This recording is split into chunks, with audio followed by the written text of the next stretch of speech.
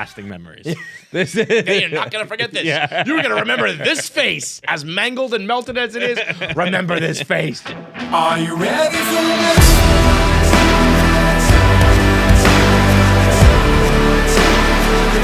Are you ready for this?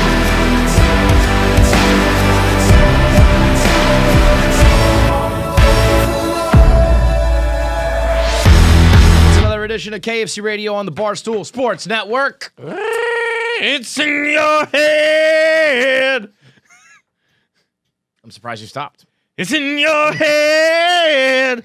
Zombie, zombie, zombie. Hey, hey. That was harmonizing, motherfucker. That is 10 years of chemistry right there, bitch. That was good stuff. Fuck you, Cranberries. Why are we singing this? Miley did it. Oh, no, I'm a Cranberries guy. Huh? I'm a Cranberries Oh, guy. I love the Cranberries. Well, then why'd you say fuck you, Cranberries? Because we just fucking one-upped them. Oh, okay. I thought you were saying fuck you, Cranberries, like I like the Miley one better. No. I love the Cranberries. I was more of a linger guy. Yeah. Do you have to? Do you have to let it linger? But There are some people of our audience, most people know that, but some people in our audience like, what is going on? yeah, well, I only know that because my dad loved them. Like I was too young. I was For like Cranberries? No. I Well, was maybe, like but- they were popular, but it wasn't the music I would be listening to at that age. Like I was like 2 to 4, I'd say 2 to 6. They were like a 90s like MTV watch the music video type of band. Oh, you know? I think she's like Unplugged. They were like one of. Yes. I know they at least had the Yes. Unplugged album. My dad Unplugged did. was a big one. Yep, for sure. And one of those songs, I mean, I still to this day don't know what it's about. Oh, I don't know what any of it's about. Right. But I bet learned you it was something. I bet you that's about like teenage abortion or something. I'm feel like gonna guess it's some IRA shit. Yeah. They were big time like Irish terrorists, right? Or they were singing about that. They might have been terrorists. I don't know. I feel like there was like a slew of songs in the 90s that were like, that's about abortion, right? Dude, And I'm like, I what? learned. I didn't know that. I learned the other day. DJ Bean tweeted it like, "Stop putting "You can go your own way" in commercials." Like What's that it's, about? Like it's symbolizing freedom. Apparently, it's about people high on cocaine telling each other to go fuck off. That's not that bad though.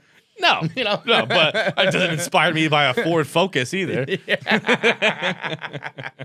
There was this. Well, maybe it does. Maybe that does. I saw All one right. that was floating around. It was kind of like it was either like a 70s or 80s, probably 80s, like I don't even know, like a black boy band in like the 80s, kind of like a Bobby Brown type of like thing. I don't know. And it was about it was called Candy, and it was like how old were you when you found out this song was about cocaine? And I had never heard the song, but it's called Candy, and I was like, anybody who listened to the song and didn't know it was about cocaine I was is gonna about say, listening. the moment you told me the title, I knew it was about. Right, but it was funny. The lyrics are like I actually guessed crack, but I was close. the lyrics are like about not having an appetite. Too, though. I mean, like they were on the fucking nose. But yeah, I mean that we should do that. We should do not today. Today's top 5 greatest fears, but we'll do a top 5 like songs that you were like didn't know, or top 5 inappropriate songs that you shouldn't be singing out loud because you didn't know what the fuck. Akinule, put it in my mouth. Yeah. Akinele. Akinalia. You It's always always say it's always gonna be Akinele. Akinule. That was fucking when I first heard that song. My fucking slut babysitter used to make me watch porn with her. Yo, can we track her down? Yes, I easily could. I think, but I don't think I want to. Can I track her down? This is not about content, bro. I don't think I want her to know I'm still talking. About it. How much older is she than you? Not much, right? But I would guess She's probably my age. 4 to 6 years. So Yeah. she's probably like right up your boy's alley. I would love to fuck your babysitter. Love. I have a few. Not only I because don't I could think be she's like, one I of fucked your them. babysitter, but also because she sounds like she would throw down. Yeah. Oh yeah. Yeah. I mean, if you're watching porn at that age, you have learned some things. The watching porn is invaluable. People talk about it being like an addiction and bad for you, and obviously you gotta all things in moderation. Celebrate porn responsibly, but you pick up a lot of you learn a lot of stuff. Yeah. If you're a girl not watching porn right now, Stuff that I just don't even know I picked up when I was 15. Was just like, oh, I like that. Yeah. Like, I don't know how I knew it's how like to do osmosis. It's not like I ever watched it and was like, I'm gonna learn how to do that. that. Yeah, but I wasn't It's doing just X's and like- O's. Just like, Right. hey, there's something to do. Yeah, it's like I'd probably still be using these 2 fingers to finger girls, like a fucking schmuck. When you said the word candy about the song, it reminded me of an article I was reading last night, which was just a fun fact I'm gonna throw out here. This isn't opening to discussion. Do you know I'll be the judge of that. in the last year, because record labels are encouraging their artists to shorten song titles for Alexa, title. and in the last year, it used to be 15% of songs had a one-word title. Wow. This year or the 90 last or some shit. 45. Wow. I thought you were gonna say shortened songs. Have you noticed that? I have not. Songs are like 2 minutes long now.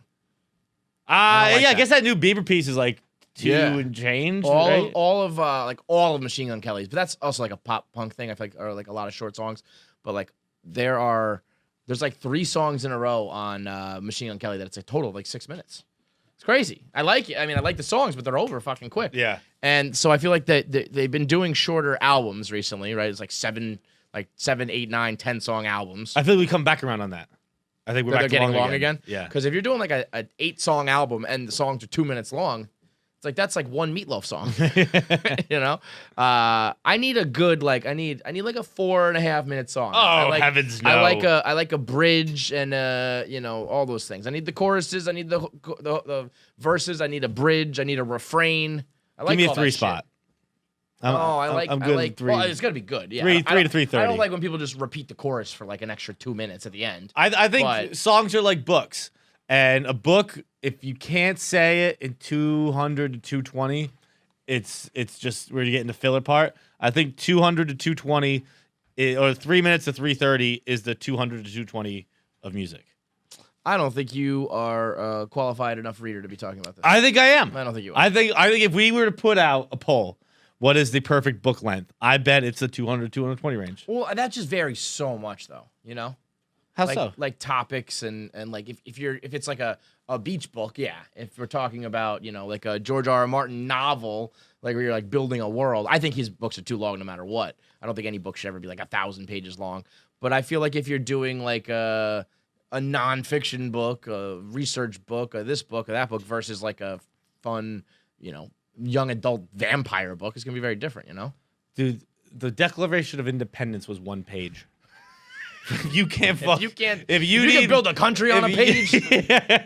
Granted, it was a big fucking page, but I don't give it that thing broke down to like 12 pages. If you fucking need more than 200 pages to build a world, the founding fathers built this shit. And granted, they had a lot of stuff wrong. I was gonna say we could have used a few more pages. I think we could have listed a few more things out. I think. That's the reverse. You could have given deeper explanations to all men are created equal. What do you mean by like that, Thomas Jefferson? What is all? What is men equal? Almost all of the words in that statement. They're gonna get it. They're gonna get it. They'll figure it out. That's great. It was 1 page, man. Betsy Ross is in the corner, like, I'm gonna stop stitching. I think. How much you guys pay me for this? Shut up, bitch. Shut up, bitch. Imagine they just published like their first draft where it was just like all men except blacks, and then they're like well, we'll just take it out altogether. We'll leave it up for interpretation. It's like the Sopranos finale. See what they think. They'll probably get it. I mean, they're definitely leaning one way. It's called artistic interpretation, okay?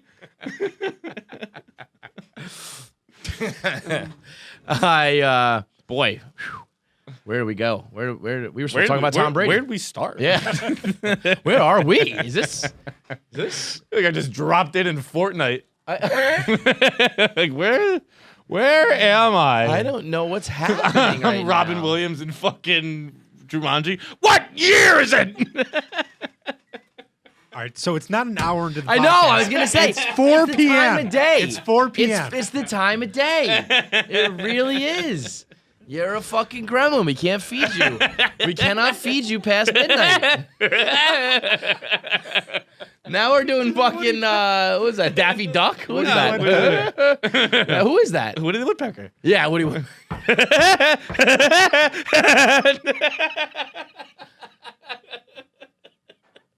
I'm starting to get scared. Like this is one of those things where if God forbid something really goes wrong, they're gonna be like, was his behavior off at all? Like, oh, he was having full blown manic episodes at 4 p.m. on the dot every fucking day.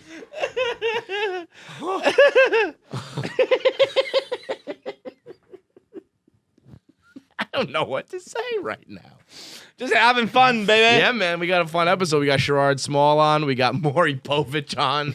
We're going to go off the rails today. Fuck. A lot of content out right now. Tonight, or this week, we have another One Thing I Learned, KFC Radio Primetime, Wednesday night, 8 o'clock. Feidelberg's back with another cartoon about his fucked up life. We got So Karen this one's about Fian- my home invasion, right? Yeah. When I was home invaded. It's got good artwork that seems borderline racist at the beginning, but you just got to stick through it. I promise it'll make sense. It does make sense. It Yeah, gets in there. the beginning. It gets We're there. dicey. but- Yeah. It's like We land the plane. three We land robbers the- broke into my house. Just 3 black guys come in. It will. I was there. I can confirm their skin color.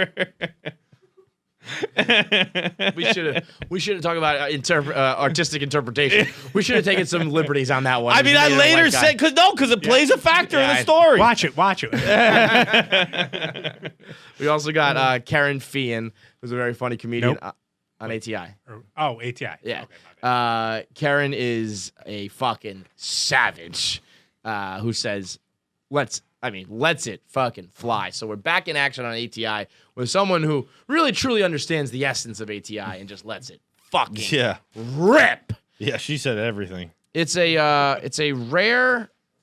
rare Monday though, John, as we record this. Ooh, Today's very strange and rare and like just does not occur very often. It's brought to you by Revitalite. Now it is Monday, like I said, as we record this, and there is a lot of people out there who won their games, lost their games, had a big weekend gambling, bad weekend gambling. We had people celebrating like Glenny Balls winning another 10K, spreading it around. We had some people. Yeah, spreading it around. That's a good thing to say about Glenny Balls. Fucking partying in clubs in Miami. Super spreader. Super spreader. Super Just comes spreader back to Glenny. the office. Just been hanging out in the office all day. He's getting his makeup done. He was in this poor girl's face, like right up, like touching nose to nose. Now, to be clear, I don't want to throw him under the bus. He did hard. get I've been told he was tested. Got a negative test, yeah. But oh yeah, I mean, put it this way, it's a fucking miracle we haven't had an outbreak here at Barstool Sports. It's coming. It is 100% coming. Yeah, I heard the winter's going to be worse, so we'll find out. I can't get COVID, bro. I can't get it. Why? It'll just be such a mess. I mean, I think I already got it, Kids so and shit. we'll see. Yeah, but you're gonna get it again. Probably. Fuck. What are you going to do? It'll just be a whole thing. It'll be a thing. I gotta call people and tell them. Would you rather have an STD or COVID? Oh, STD. I mean, COVID. I was just gonna say that's a crazy quick answer and the COVID, wrong one. for sure. Yeah. Because it's gotta be like COVID. When No, people, see, I like think- Vrabel's answer when he was asked about who's the Titans. He's like, it's no one's fault. It's a fucking pandemic. Yeah. Like he I don't know. Well, we just bashed Lenny Balls, so Well, I mean, none of the Titans were going to. But like, I go to bars. yeah. Like You might be a super spreader too. I go to bars and I follow all the protocols and stuff like that. I'm not going to bars and drinking out of the fucking bar mats. But like, I wear a mask when I go to the bathroom. I sit at my table with my friends. But like, I go out. So If we there's get a COVID- chance I could get it. If we get COVID, we're gonna get cold take exposed for sure. Why? I think we're on the record a couple times being like, I'm not even afraid of it anymore. Oh, I've muddied those waters so hard. Yeah. You, You won't be able to find dude, I'm gonna be like any take fucking which Tucker way. Carlson. I got a clip for everything, baby. I do like that where it's just like, bam, got you here. Nope, I got you there. Oh, that's what you I think think I I said? would Well, I rather- said the opposite 6 times too. So suck my dick. I think I'd rather go STD right now. Because with the kids, it doesn't affect them at all, you know? If I got COVID, I probably have to tell the school. You know what I mean? Yeah. Oh, Ugh, daddy I don't want fucked it up that. again. Yeah.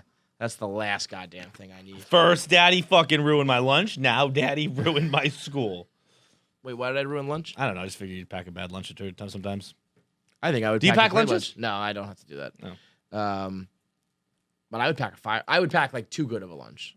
Like, it would Oh, be a you'd be one of lunch. those moms who making fucking charcuterie boards in their kids' thing? No, but I would be like, here's like donuts and cookies. You know what I mean? Like, here's some yogurt. Don't get me That wrong, would they'd be diabetic by middle school, but boy, would That'd those be great. But you'd be making trades on the fucking playground, like, none of. Oh my God! Speaking of the playground, I had an incident at the playground. This fucking kid, man. We're at the playground. We've been going to this playground for 6 weeks for Shay when she goes to T-ball, and then afterwards she goes on the monkey bars. And she learned how to do the monkey bars over the last 6 weeks. It was actually great. In the beginning, she couldn't do anything. By the end of it, she could go across the whole fucking thing. And she's flying. She's like swinging momentum like a true monkey. And so I was like, it was a moment. She was like proud of herself and she was doing it. And then there's this boy who is like probably a couple years older than her. This kid, man, he's like, it was like, she grew up to be like Larry David or something. First thing happens, he goes down the slide. He goes, holy crap.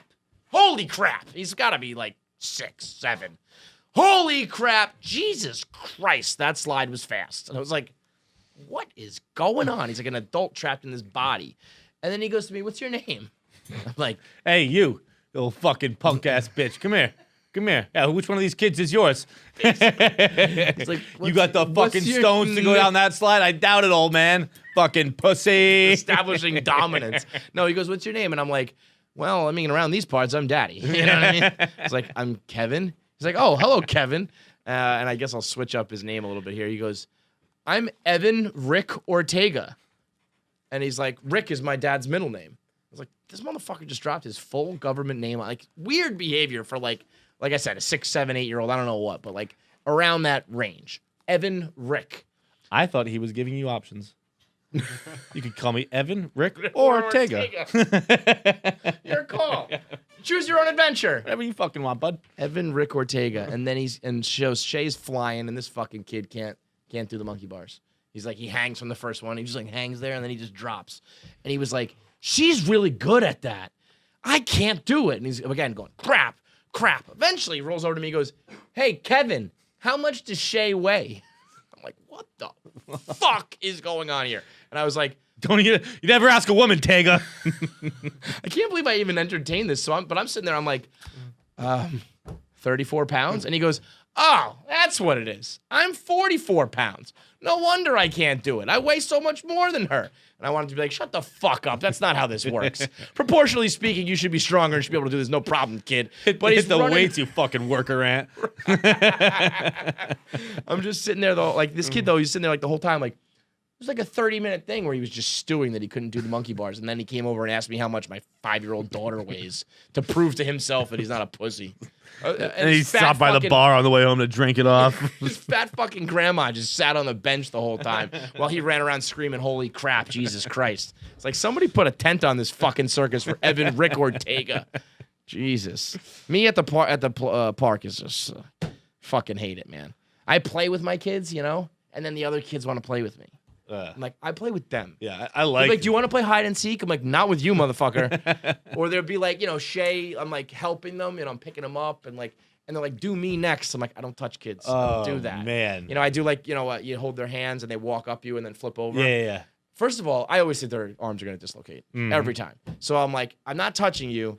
And 2, like, if I were to do that to you, your arms will dislocate. Could you imagine that? If I did that, and some kid's like, you dislocated both of my arms. Run to your fucking parents. He did it to me. I don't touch other kids. So Would you rather have your arms be cooked spaghetti or loose spaghetti?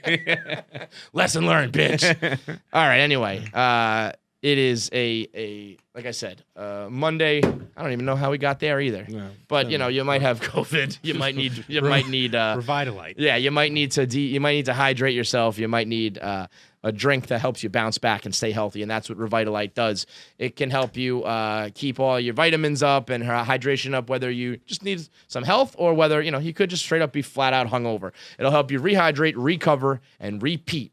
So you can hydrate responsibly. The plan is you drink it like half the bottle at night. You go to bed, you drink half the bottle in the morning. You fight that hangover and you stay hydrated. It's growing like crazy, man. You don't have to go in the baby aisle anymore. You're not buying a baby drink. This is a full blown adult drink now. Go to drinkrevitalight.com/find. They sell it in liquor stores too, so you can This fucking is so great. Just cut to the chase, man. knock both journeys out in one trip. Hashtag hydrate responsibly. It should be hashtag holla if you hydrate. That one's for free. Go to drinkrevitalight.com/find, and you'll find where you can get Revitalite today. So what I was saying is this is rare because we're both miserable today, sports-wise. But you're not really because you. I went 2-1 yesterday, buddy. 2-1. My Titans had a hell of a game.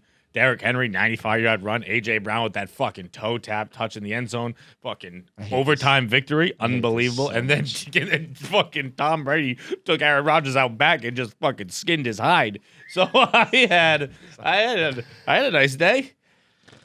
And then the Patriots game has an asterisk anyway. COVID. Cam Newton practiced one time in 2 weeks. That game should have been illegal to play. 2-1, you say, huh? 2-1, baby. You root for 1/10 of the league. 10% of the league belongs to you. Yeah. That's insane, man. I mean, one of my coaches, Mike Vrabel, pulled just a legendary move. I mean, some stuff that must have been out of Belichick's playbook because it's too smart. One of those rules that's going to get changed after the fact. No, let's see. Titans were no, not Titans. Texans were driving, right? 3:05 left in the game. Mm-hmm. 2nd and 1. They're on like the 20 in the red zone. Vrabel sends out 12 men on the field. On purpose, takes the penalty. Stops the clock. That saved 40 seconds of time. Wow. Titans tied it up with 4 seconds left. Wow. Without those extra 40 seconds, cooked. They had no timeouts? They had 3 timeouts, but they kept their 3 timeouts. Wow. See, that's ballsy to do when because under 2 minutes, once under 2 minutes, then it comes with a runoff and stuff like that. Oh, so he knew he had to get it in before. Get it in then. Wow. Smart fucking cookie. The best. He's a smart cookie. It's one thing, like you're on such a level where you're getting penalized on purpose to benefit, and then you have a team like the Jets who just they get penalties because they stink. I said it yesterday because I was on the train home. I was up in Boston this weekend, and I was on the train home and I was watching Red Zone on my phone, and I was a 4:00 slate, and they were just like, or it wasn't Hanson yesterday, I don't think, but whoever it was like, so what we're gonna do now for the 4:00 is just bounce back and forth between Packers Bucks and Jets Dolphins. And I was like, that is bouncing back and forth between a filet mignon and a bowl of dog poop. I have no interest in watching these games. I was forced to. They look. Dude. I couldn't believe that the fucking Adam Gase is 30-40 in his career. That's like a borderline serviceable coach. No, he's terrible, man. I would have believed 0 and 100. I would have been like, yeah, that makes sense. It's crazy. He's so bad. That team, they will go 0-16, especially now if Darnold's not going to play. Which I don't think. Like, why would he come back anytime soon? Just take your fucking time, dude. Why would the Jets stay with him? With they want no with Gase. They want to take. I think at this point it's like I hope they're thinking I don't want Adam Gase fired anymore because I don't want any sort of rally. Mm-hmm. Like, all right, we actually like this guy, you know. Gase and Greg Williams are jawing at each other on the sideline. Like, I mean, it's full blown shit show. Getting fucking waxed 24-0. Getting shut out in the NFL is bananas. Bananas. It was the first shutout of the year. It's week 6. Yeah, like you can't get a week field 6, goal week 7. What is it? 6. They're 0-6. I can't tell because everyone's got fucking weeks all over the place. Right. Yeah. But I mean, this is the worst team I think I've ever seen that I've really paid attention to. I can't remember. I didn't watch like the Jets like I did like the Mets with my childhood, so I can't remember like teams from my early days. But like. Certainly, since I've been covering Barstool, I think this will be the worst team, which is saying a lot. I mean, there's a lot of bad teams. There's a couple 4-12 teams in there. There's a couple really bad teams. I think this team will be like no more than like 2 wins. And I've roped poor Jackie into the fucking mix now. This poor bitch is like, this team, these guys fucking stink. Like that is just spreading misery. That should be like a OSHA violation. Like you should not be able to make your employees do anything Jets related. They are so fucking bad, and I don't think that Trevor Lawrence will fix it. If you guys ruin Trevor Lawrence, I don't know. I don't know really enough about him. I just hear that he's like a Peyton Manning type. I mean, if he's really that good, he should be able to like turn it around. What if he fucking goes Eli with it? I don't think he will. I think he might go Eli. I don't think he'll stay in school. If he like forces a trade, that's a different story. Right. What Eli Manning did was so crazy. Yeah. To just be like, I am not going to play for you. Fucking figure it out. And he just did it with I can't believe more players don't do hunky-dory. that. I know. Well, and like, especially because it worked for him. It worked for both parties, really. Rivers went to San Diego. Rivers went to say, I mean, yeah, They didn't win a championship, title, but like, he it was- worked I mean, out pretty well. yeah. I guess that's probably why it worked out okay, because it was just like no foul, you Mhm. know. But like, it's a shitty move, you know. But like he did it, and when Eli Manning's remembered, and same thing with John Elway. No one's remembering them for those moments. They're remembering them for their titles and their like illustrious careers. And like everybody loves him, and like by all accounts, Eli Manning's a great guy. He was just like a prissy fucking diva to start his career.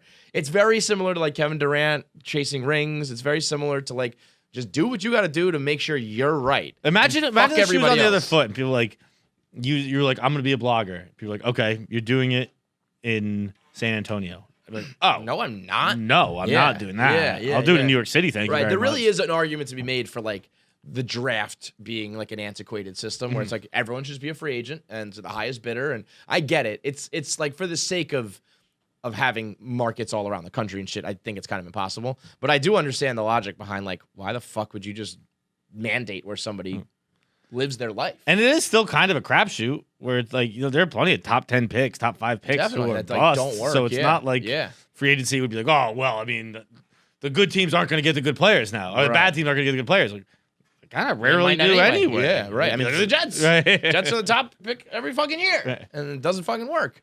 But I don't know. Like the Jets are so bad, but whoever gets the number 1 pick is gonna be so bad.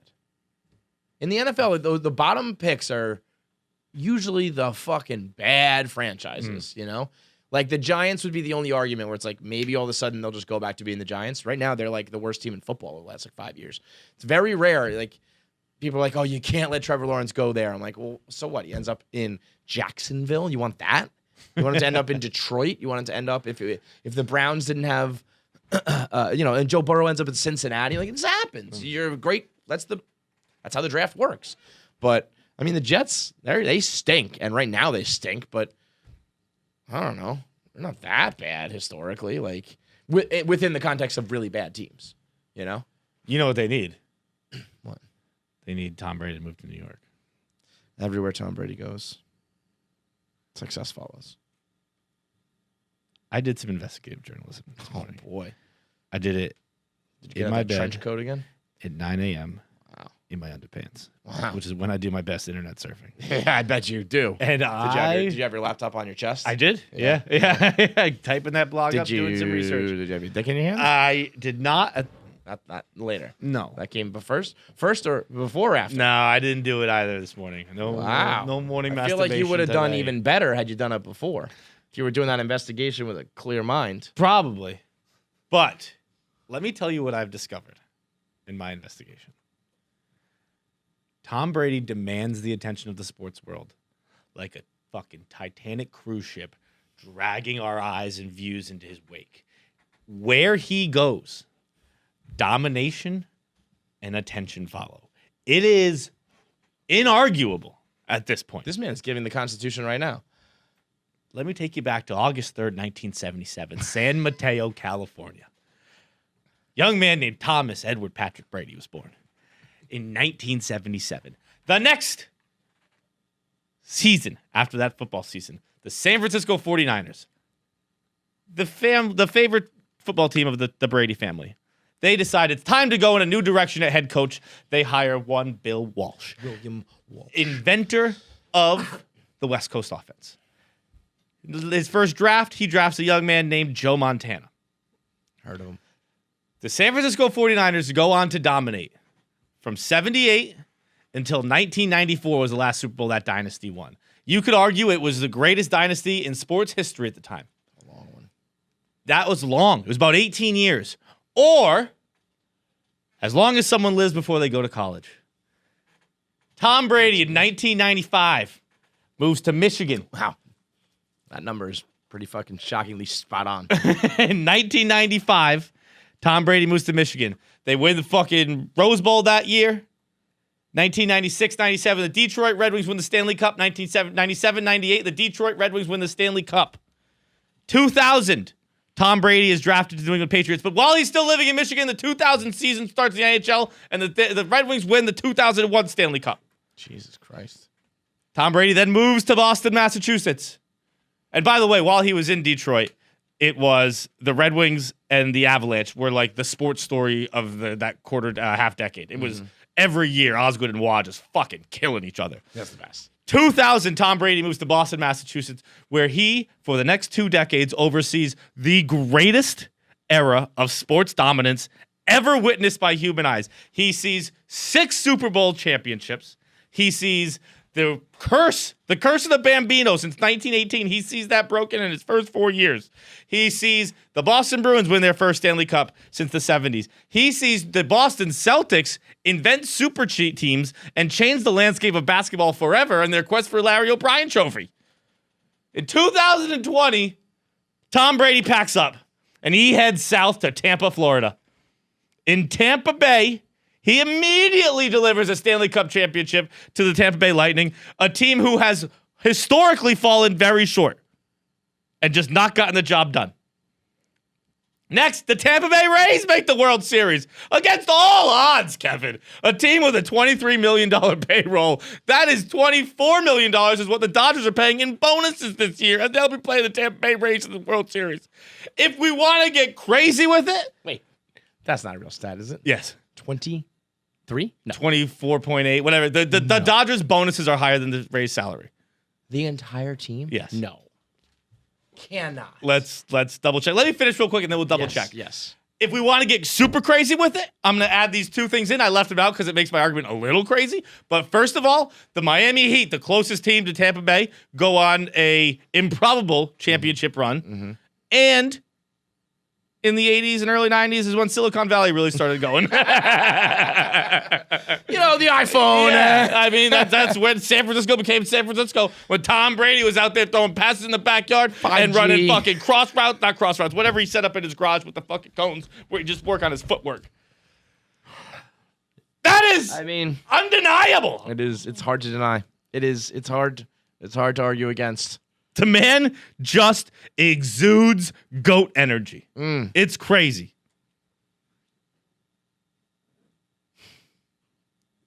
And you could have kept him in New England, you know? Could have, for sure. 28.7 is the Rays payroll. Whole thing? Yeah. So then the Dodgers are like 29, whatever. Like a 20, like a 40-man roster? Yeah. And I'll tell you what, That's I don't not think like, it's that's the not lowest like they're payroll. Starting? Come on. Are you sure? 2020 opening day MLB payrolls. 28.735. I mean, the Yankees are like 220. Yeah. The Yankees have like a 200. But like also the more. Rays aren't the lowest. What? Marlins, Pittsburgh, and Orioles are low. But does this mean like opening day, like the players on the field? Not like the 40-man? Like this is like... I don't know about 40-man. I can't imagine 40-man sends it much higher. You're bringing up guys from AAA. Thomas Brady is a warlock. He's a witch. Yeah, he's a witch. If this He's black was, magic. If this was ancient Salem, we'd burn him. Yeah, we should. Why Let's set Tom Brady on fire. No, I disagree. Okay, here it is. Sorry, I'm gonna interrupt one more time. The Dodgers nearly paid more money in signing bonuses this season than the entire Rays team payroll. Dodgers bonuses 25.3, Rays entire payroll 28.2. Christ on the cross. But yeah, I think cities, and I'm so stupid for giving this idea out right now, but cities in preparation for when Tom Brady retires, Woo him. should be preparing Free like agency for life. Olympic bid start type fucking packages. Like come live here. He's a free agency for just life. Like And it's tax free, just for sure. sure. Stadiums and fucking monuments in your honor, absolutely. Yeah. Whatever the fuck you want, Tom, come home to Boston, please. We'll make our city thrive again. Need it, gotta have it. Bruins doing fucking nothing. Red Sox stink. Fucking Celtics are, I don't know, they got the young core, but people are still calling up, being like, Brad Stevens should lose his job. Tom Brady, no. I mean, like, think about how bad Tennessee missed out, you know? I know. Think about how bad his son missed out when Tom Brady ditched him. Ran away from him. Ben, when he ran away from his kid, you know? That kid could have been a fucking genius, but Tom ditched him. Left him in the fucking when dust. Tom Brady's emails were hacked and what they found were a man who didn't like white pool covers and a man whose email Trying to make up exchanges, for the fact that he ditched his son when he was born. email exchanges with his ex-lover Mm-hmm. were so incredible it caused parenting websites to write articles about how they have the perfect co-parenting relationship. Well, sure, now. Pretty good. But not back then. Pretty good. Said, Not back then. Hey, moms and dads, you want to see how to handle the co-parenting situation? Let's look to Tom and Bridget. Tom and Bridget. Fuck you. Let's go do a little top fives today. We got top 5 biggest fears. Top 5 biggest fears. That's it, right? Yeah, 5 fears. Not irrational. We're not doing, like, it can be anything. It can be irrational fears. It could be phobias. It could just be scary movies. It could be, whatever. Just fear. Mm-hmm. Brought to you by Solo Stove. Whether you're camping in the woods or just getting together in the backyard, whether you want to roast some marshmallows or just build a fire to keep warm, whether you are just looking to kick back in the summertime and, have a crackling fire to look at, or whether it's a wintertime and you need it, a roaring fire can, a roaring fire makes the moment. Roaring fire takes just like, it creates a moment, it creates a scene. Let me tell you what it creates. A memory. A memory. Like young Tim Guy's a Riggins sitting in a fucking lawn chair, handing a beer to Jason Street and saying, "Hey man, let's make some memories tonight," And you while hear he's that- sitting by the fire. And you hear that like crackling noise. Every now and then a pop that makes you go, oh, shit. Yeah. Whoa. I thought it was going to explode. Make sure no one's get too comfortable around here. Yeah. Like a fire, it relaxes you, but keeps you on your toes. I mean, how about this? I thought you were pretty dramatic. The copy here says fireside moments ground you in what it means to be human. Whoa. Hey, buddy, think about it. I don't Makes sense. disagree. Fire Yeah. is like, when man discovered fire, that changed the whole goddamn world. So fire, it's useful. Would you stop playing with that? I feel like you keep hurting yourself. no. Are you flicking your fingernail? Is that what's going on? No. Because, that hurts. Right on the knuckle. Yeah. Nextel. That didn't make you pop at all? I mean, listen, I am a seasoned veteran when it comes to this shit, bro. You can do this all you want to me. You could do this with Really? my fucking eyeball. I was born in this. I was molded by it. Nextel antennas would hit with the force of 1,000 hammers. I mean, my knuckles would be bleeding from that shit. So Solo Stove, anyway. Fire, you can, like I said, whether it's you need the fire, whether or not you just want to kick back and hang out by it. The Solo Stove is a stainless steel construction that is designed to regulate airflow and burn more efficiently. Because I'll be honest, if you don't know what you're doing, you make a fire, it's like smoky and you smell and you're inhaling it. Solo Stove is a efficient way to burn and a safe way to burn. So you won't get the smell in your clothes or your hair. Nothing is left behind except this like very fine ash, so it's very easy to clean up, and it's very easy to start with just a few bits of starter. Your fire is blazing in just minutes, and you'll get a lifetime warranty for every purchase. So you can set it up on your rooftop, you can set it up in your backyard, you can set it up on the road, wherever you might be at a tailgate.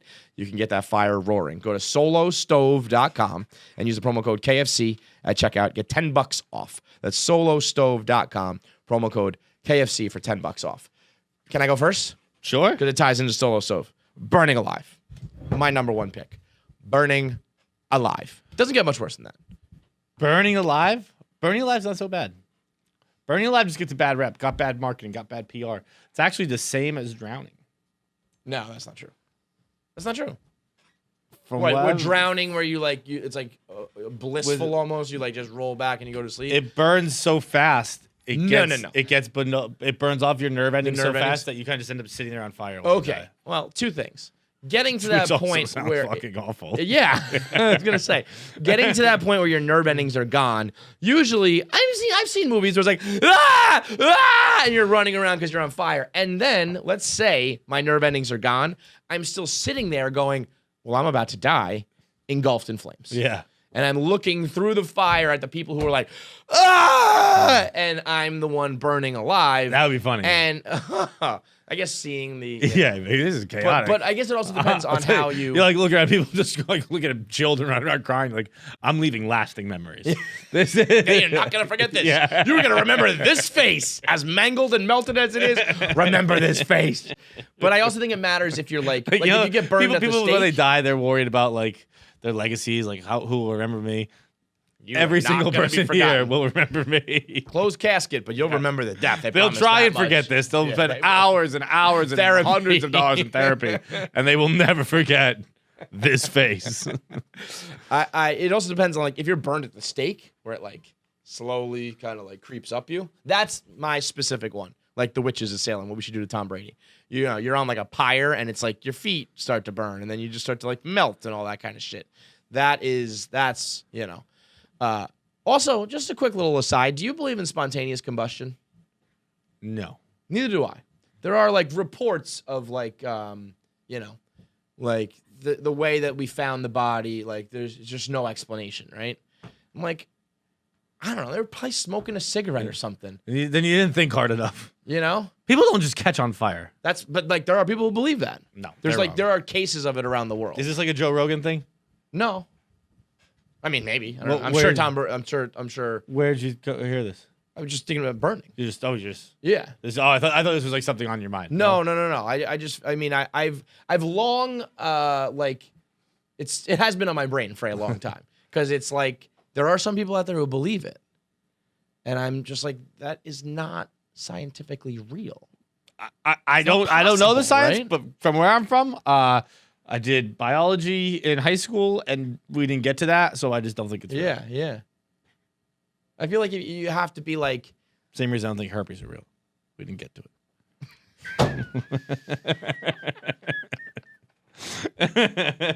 your pick. Herpes. I'm afraid of herpes. Oh boy. Oh. Now you got me thinking. All right, I'll go one. We'll do real. Wait, what do you mean? I got you thinking. We're doing the top 5. We weren't thinking about it until then. Well, I was, but you just gave me an idea I hadn't thought of. Oh, okay. We'll stick with for reals. The dark. Terrified of the dark. I mean, it's not a crazy Honestly, unique answer. I think no, everyone, I think it kind of is actually. I'm still an adult who I fucking reach into rooms and flick the light on before I go in Yeah. there. I won't hang out in a dark room. I'm not like scared of the night, but I'm scared of the dark. Totally with you, bro. Okay. Absolutely. I mean, I will always scurry up the stairs real fast. Yeah. In the you know, basement, like no when way. I had to fucking my old house, like the basement lights were controlled in like the front half of the house, but you still, when you were going upstairs, had to go through the back. So it was like a whole back basement you had to get through in the dark. And it was also very cluttered, so it was scary. So you had to kind of tiptoe through and have your hands out and stuff like that. You couldn't really run up. Right. And it was like, I would leave the door open on purpose so you could get that light. You see the light at the end of the tunnel. Yeah. But then when we were fucking kids, we'd fuck with each other and we'd just shut it when they went down. And it would. Kids are the worst. And we'd quietly shut it. So while they were in the front of the house, like rotating the laundry or whatever chores we had, you'd quietly shut it. So when they didn't even know, they thought they had that salvation waiting for them at the end. But then you just gone. Yeah, when you get in that other room, you're like, Extinguish your salvation. all the of light. lights are off down here, son of a bitch. fucked. And there's a crawl Dark. space that we've never been in because it's so fucking scary. Dark is way up there on the list.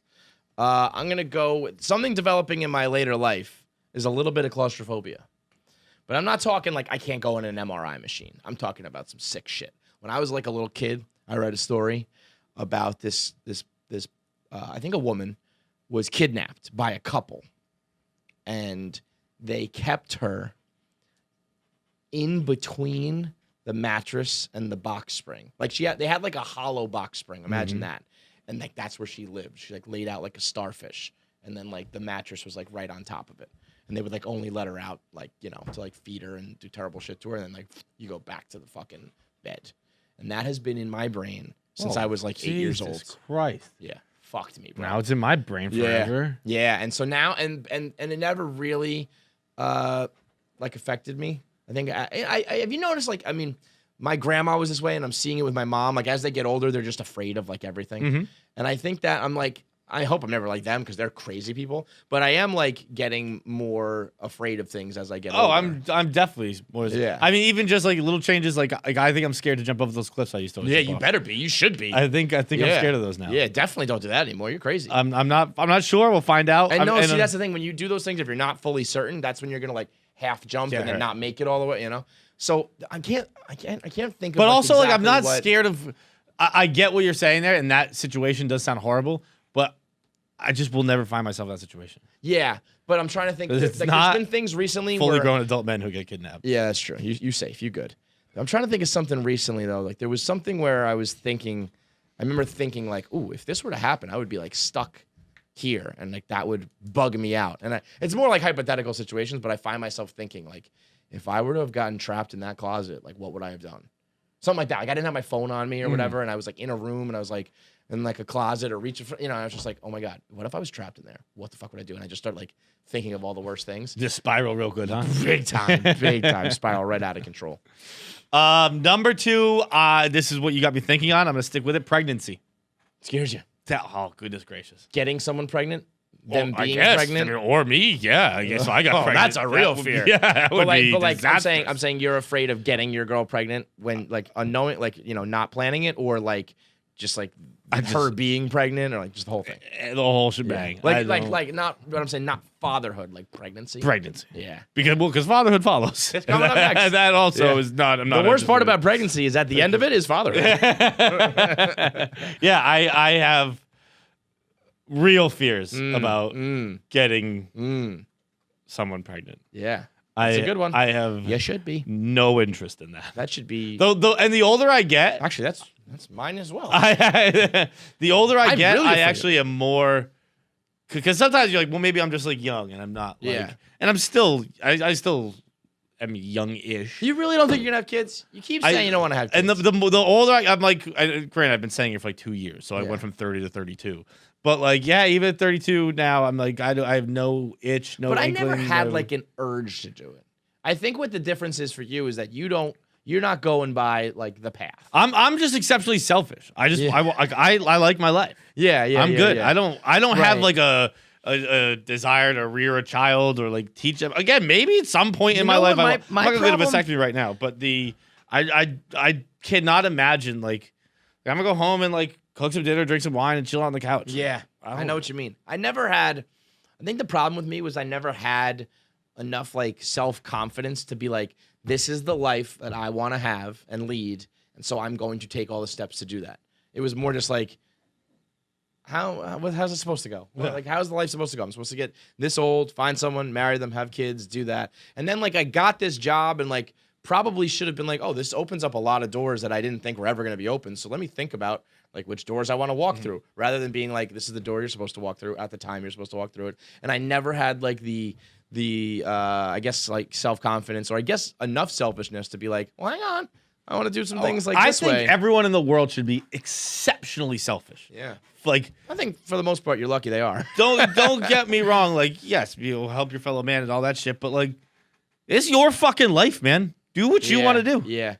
I've never understood that, and I didn't. And it's probably because I didn't grow up in one of those families. But like, when you see families on TV, or like even like families of friends and stuff like that, where it's like, oh, when are you gonna get us a grandkid? When are you gonna get married? Like, no one's ever asked me that once. Because they're like, do whatever the fuck you want, man. It's like, it's never been, like, you never had a grandma, like, so when are you going to get married? Right. Like, it's just been like, yeah, cool. Like, that's what you like to do? Word. Yeah, if you get me grandkids, cool. If you don't, whatever, no big deal. Like, Yeah. like my parents have never even considered discussing that. Because they know I'd be like, shut up. Because, first of all, they don't give a shit. Yeah. And they know I'd be like, yeah, like, I'm going to do it if I want to do it, when I want to do it. It's an interesting way, man. My parents never, like, pressured me either, but I guess it's like the world did in a way. Like, Yeah. You know? It was just like, yeah, you know, I guess my friend group was just my friends and family were all just very traditional. So it's just like, this is how it goes. And they weren't like forcing it, but I was just like, you do what you see. You know what I mean? You live how you see other people live. I was just like, okay, this is what you do, you know? Yeah. I think Not that I'm not happy. Like, I love my kids and shit, but I'm like, it was more, I never thought to myself, like, I want to be a father. Okay. And I never thought to myself, like, oh, I don't want to do this. I was just like, I don't know, this is what you do, you know? I think my families are both families that like are, you know, from my mother and father are both traditional, but also have like they all did their own thing. Like everyone, like I had uncles who were like, yeah, no, I'm like not going into business. I'm gonna go fucking travel the world for a few years, and like it's like, yeah, do whatever the fuck you want to do. As long as you can do it yourself, fucking do it. I'm not gonna give you parents are gonna cut me a check to go do it, but they're like, yeah, if you can do it, go fucking do it. I did Behind the Blog with Pat, Hard Factor Pat. When he was a sophomore in high school, he dropped out of school to start a business. Yeah, that is just not.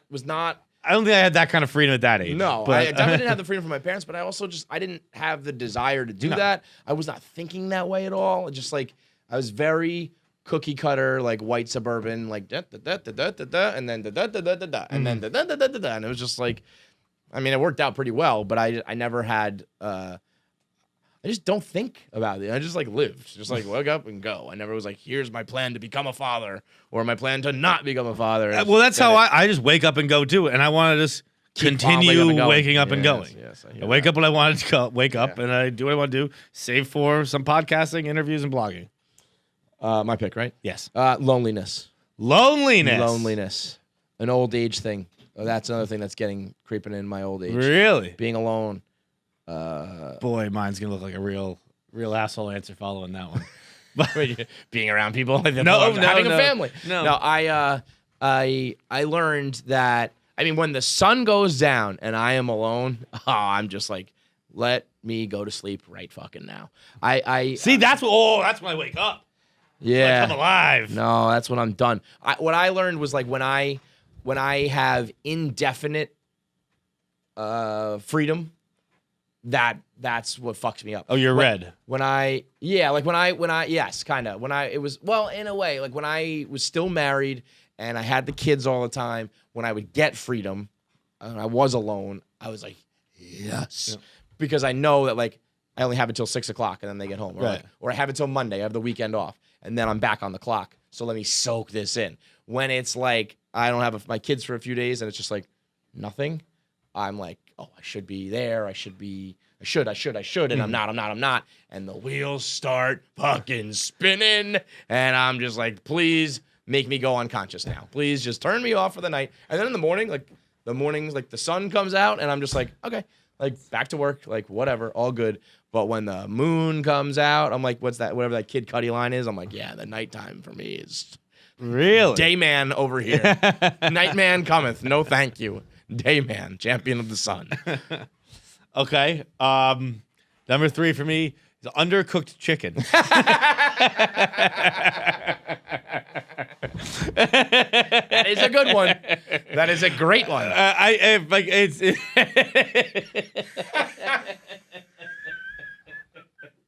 I just like bare my soul, and he's like salmonella, motherfucker. Particularly, I've gotten a significant amount of undercooked food poisoning from delis in New York, and it's always and like I can like and you keep going back. It's almost like I've evolved because like I can tell as soon as I bite it. I finish a sandwich, but I'm like, nah, this chicken's not that got good. A good dose of vanilla. You can tell with chicken in particular, like, yeah. and then I'll like hold it up to light. I'd be like, it is a little pink in there. For some undercooked chicken is a scary one for me. Yeah, that's tough.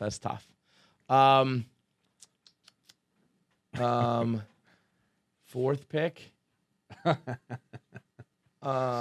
Bloody Mary. Oh. I'm just not gonna do that. It's just like, what if? Like, I'm not gonna go in the bathroom with the ketchup on my finger and the steam running, and I'm not gonna say her name 3 times. I don't think I knew this one. Oh yeah, I feel like everyone's kind of got the variations, right? I feel like ours was just strict Bloody Mary, Bloody Mary, Bloody Mary. Don't do that. Well, yeah, the lights off. If you look just in the mirror. saying, don't tempt fate. I only did it once ever, and I doing that. sprinted out of the bathroom. I was in 2nd grade, I think, and I ran out of the bathroom right after. It's just one of those things that's like, but what if? Yeah, you know? it's probably not real. Probably not, but you could be, and if it is, then you are fucked, my man. So no need to tempt fate on that one. Never will be saying Bloody Mary or even like Ouija boards and shit like that. Like, I don't know if this counts. Like, maybe it's a different thing. Like, I don't want to go to psychics because it's just like, what if? Yeah. Oh, you know? Dude, I've told this before, I'm sure, but my mom thought one fun thing to have at my high school graduation party would be psychics. So we had like 3 psychics. I think she's just a twisted woman and was like, it would be a real funny way to fuck with a bunch of drunk 17 and 18-year-olds, telling them their future. Yeah. So imagine that. Like, where'd you get into school, kid? You know, it's like, well, this psychic says like you're not gonna graduate there. Yeah. Like you're not gonna get a job. You've heard of Columbine, right? Yeah, that's common for Wichita State. But the and out of everyone at the party, my entire class came, their families, everything like that. And out of everyone at the party, the only two people who didn't go to a psychic were me and my dad.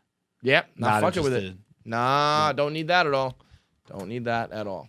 My number 4, garbage disposals. Mm-hmm. Terrifying. Mm-hmm. I feel like I honestly got a much better reception than I thought I was gonna get, because I thought I was kind of starting to dip my toe into Charlie Kelly territory, where it's just like people's knees. But garbage disposal every single day. If I were designing my house, the switch to flip on the garbage disposal would be on the other side of the kitchen.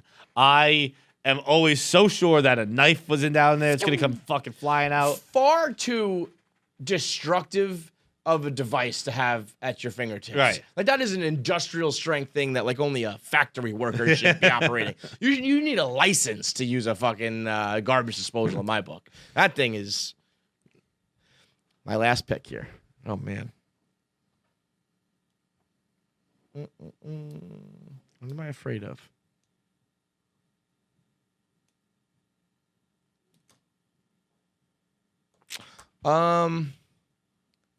I guess I don't know the word for this, but I used to feel this way. I used to wake up and be like, what if the internet is just not, like, what if there's just nothing to talk about today?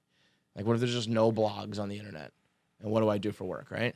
And then I always learned, like, the internet is always going to, like, provide you with material.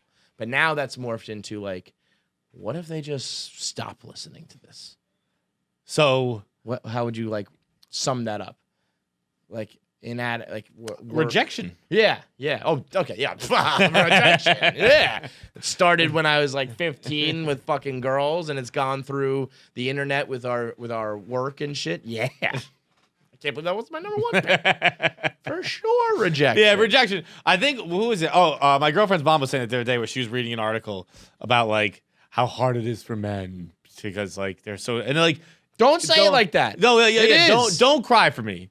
But like, Don't cry for me. She's like, yeah, like how hard it is for men to like ask a woman for a drink or ask a woman to go out to dinner or ask a woman for a dance because they're so scared of rejection. Oh, that. And I was like, I've never done any of those things because my fear of rejection is like I've never gone up to a girl like, do you want to dance with me? Yeah. I don't know if I've ever bought a girl a drink. Maybe you don't like, even get to the point where you can get rejected because you're not even right. fucking Like maybe I've been it. talking to a girl and been like, oh, you want to grab something?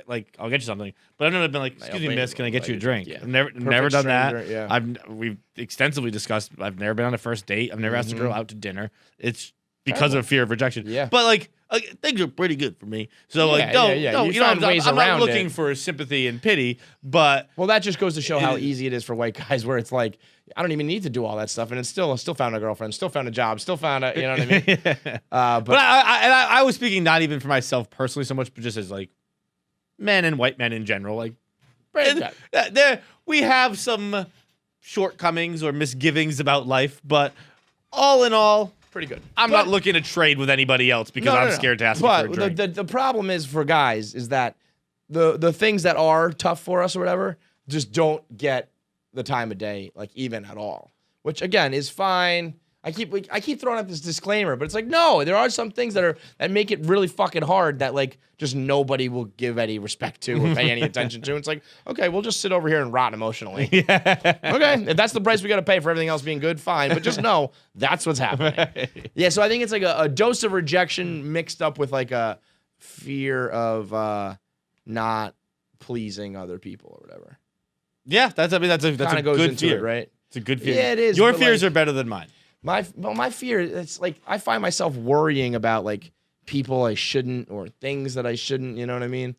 Like it's kind of like like we talk about like never sending food back. Mm-hmm. It's like, why am I all of a sudden so worried about like what this waiter thinks or feels? You know, some person's like, fucking cares, but I'm like, I have to cater to this person completely and entirely. I mean, I did it at lunch today. I got chicken marsala.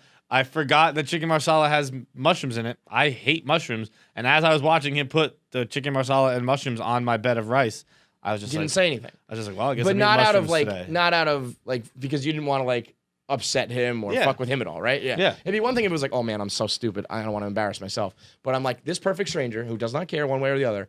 I am afraid of making him be like upset or feel bad or whatever. And it's like, There's like in everyone's day, there's always a star, and the goal is to never be that. be the star. Yeah. Never be that focus of Never be the person who like they go when people go, babe, how was your day? Like this fucking guy at the Yeah. restaurant today Yeah. sent his food back. Yeah. And like, But I'll take that to the fucking extreme, yeah. where it's like, you weren't going to be the star for saying that, dude. Right. Yeah. All right. What's your last pick? It's a kind of a combo, plugging things in. You like when you get that blue light, fuck. Yeah. Or just maybe we're gonna go with electricity. I'm afraid of electricity. Electricity, because like really the bigger one is, and it comes during winter months. I notice more shocked, Yeah. and like I don't know what it is about winter, but like this gym I used to work out at only in the winter was like when I'd pick up, and it was like always every time I touched a weight, so I had to really dedicate to this workout. yeah. Like every new weight I touch is like oh you motherfucking ass. And then my old apartment I've moved out of. I don't know how it's gonna work in the new one, but like whenever I walked down, I knew every day to start my day, touching the doorknob to get out of the building was going to shock me. So I'd like walk up, I'd like slap it first, like try to like get that. Like maybe There's that no way would to be- get through it. Yeah, you got to just do it. And it was just like Yeah. fucking bitch. Yeah. So I don't know if shocks are technically electricity, Yeah, no, it's all but static electricity. I think electricity is going to look ridiculous on the list. So I guess go up there with the Electrical raw chicken. shock. electrical shock. Electrocution. That sounds more Yeah. badass. I got just several other honorable mentions.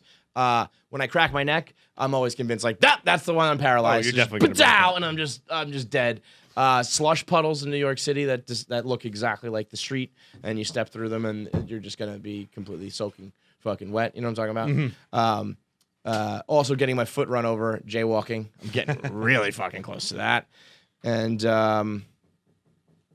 yeah, that's about it. The paralysis is way up there on the list, though. I'm pretty sure I'm gonna paralyze myself eventually. That's a coming, boys. And that'll almost be like spontaneous combustion.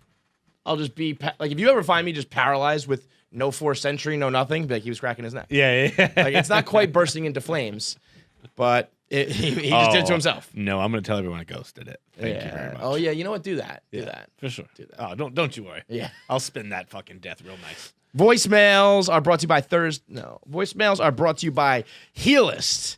Modern life has made it a constant state of stress and anxiety and exhaustion. Just look at our list of fucking 10 things. Everything from loneliness to goddamn pink chicken, okay? All of these things make your body, your mind mentally, your heart emotionally, and your body physically turn into a bag of shit.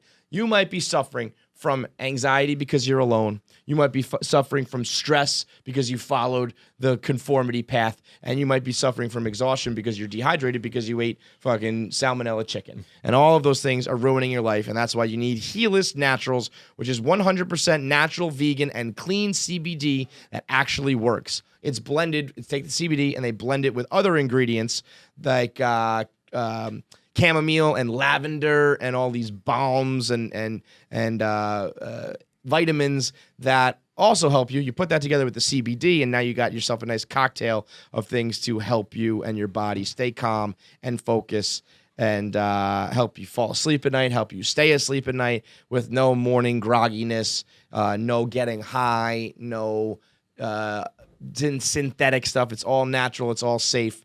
And it can start changing your life right now when you go to Healist, HEALIST,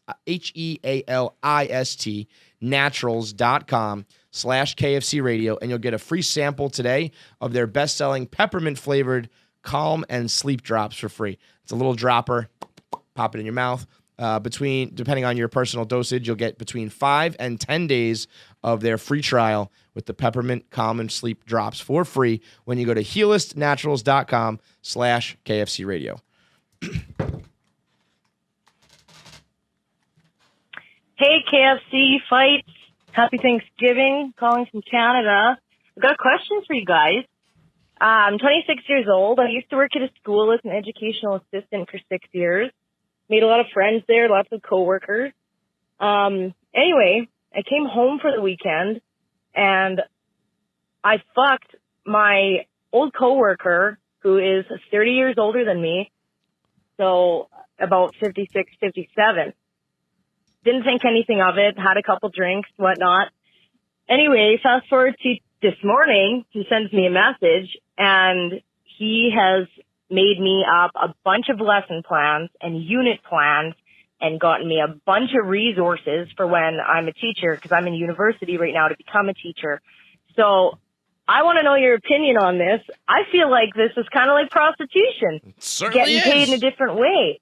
What do you think? Should I keep fucking this guy so I have to do less work in the future? What do I do? Let me know. Thanks. Yes. I don't understand. Neither do I, but it sounds like she's fucking this guy and she's getting a bunch of good stuff out of She's it. making lesson plans? Lesson plans and unit plans. A unit plan is like, it could be anywhere from like 2 to 4 weeks of a subject that you're going to cover, and you have to turn them in like to your principal and shit like that. And like, Why do you know all of this? because I originally wanted to be a teacher. My So life this is sounds like a taking man who's a turn. teacher. Boy, did you not end up a teacher. Yeah, no, not at all. I don't know. I was going to say, did you dodge a bullet or whatever? I don't know. Maybe you wanted to do that, but you're decidedly not a teacher. Nope. I mean, I think that prostitution is fire. And if you can do it in such a way where you're not actually being called a prostitute, But here's the deal. I guess obviously that's tedious and sounds like a pain in the dick and something I don't have any interest in doing. But she still has to learn it, right? So like you have to learn enough to teach it still. I don't know about that. This is more the organizing of like you have to present what you're going to teach to the class And to she your doesn't have to higher do ups. that. Yeah, and now she already has ones that have probably been approved. And Yeah. Can you get caught with that kind of shit? This isn't even about the question anymore. This is really more about these fucking things. Can you get like caught plagiarizing those kind of things? No, I don't think it matters. It's just like this is how I'm going to teach the students, and these are the goals we're setting for them to learn. You're getting too in the weeds here. Yeah, no, I'm lost. Yeah. Yeah. Just imagine. I don't know which way's up right whatever now. it is she does is now greatly easier because she fucks an old guy. All right. Keep fucking. I mean, I look, man. Does you have a good dick game? What? That's really what it comes down to. But not even. No. I mean, I wouldn't fuck someone for a lesson plan if they it's sucked a at sex. catastrophe, yeah. But if it's just like normal, average sex, and it sounds like she's like, this makes her life decidedly easier. Whether or not you agree with that, like for her, it feels like it's easy. I think. I mean, I just think like we put too much on sex. It's like, so just like, throw out all the norms of the world for a second. And it's like, fuck, I got to do this thing at work that drives me crazy. It's like, or this guy can just like stick a part of his body in my body for a little bit. And then when it's over, I don't have to do that thing anymore. That's it. That's a pretty clean, cut and dry way to do it. Right. We put like this emotional and respect thing onto sex. And it's like, if I told you that it was like another physical act, you know, I mean, I guess like a massage is almost more work, but it was like, I don't know. And that's almost like you wouldn't want to do that either. Awful. I wouldn't do that. Yeah. I would probably fuck before I did the massage. But you know what I absolutely. mean? If you could be like, you know, you gotta like fucking play ping pong with him for a little bit, you know, and that makes him happy, and then you don't have to do work. It's like just like let him put it in, and maybe it is good and get something out of it. Yeah, I think it's a no-brainer. I think fucking a teacher is always a little weird. But it, you know, like I think at no matter what age, I feel like a teacher fucking a prior student is a pedophile. yeah, you're right. Like, it doesn't matter. It's a power dynamic. It's not an age thing. It's just Yeah. it's like Yeah. you fit. She's 26. She's an adult woman making her own conscious choices. Yeah.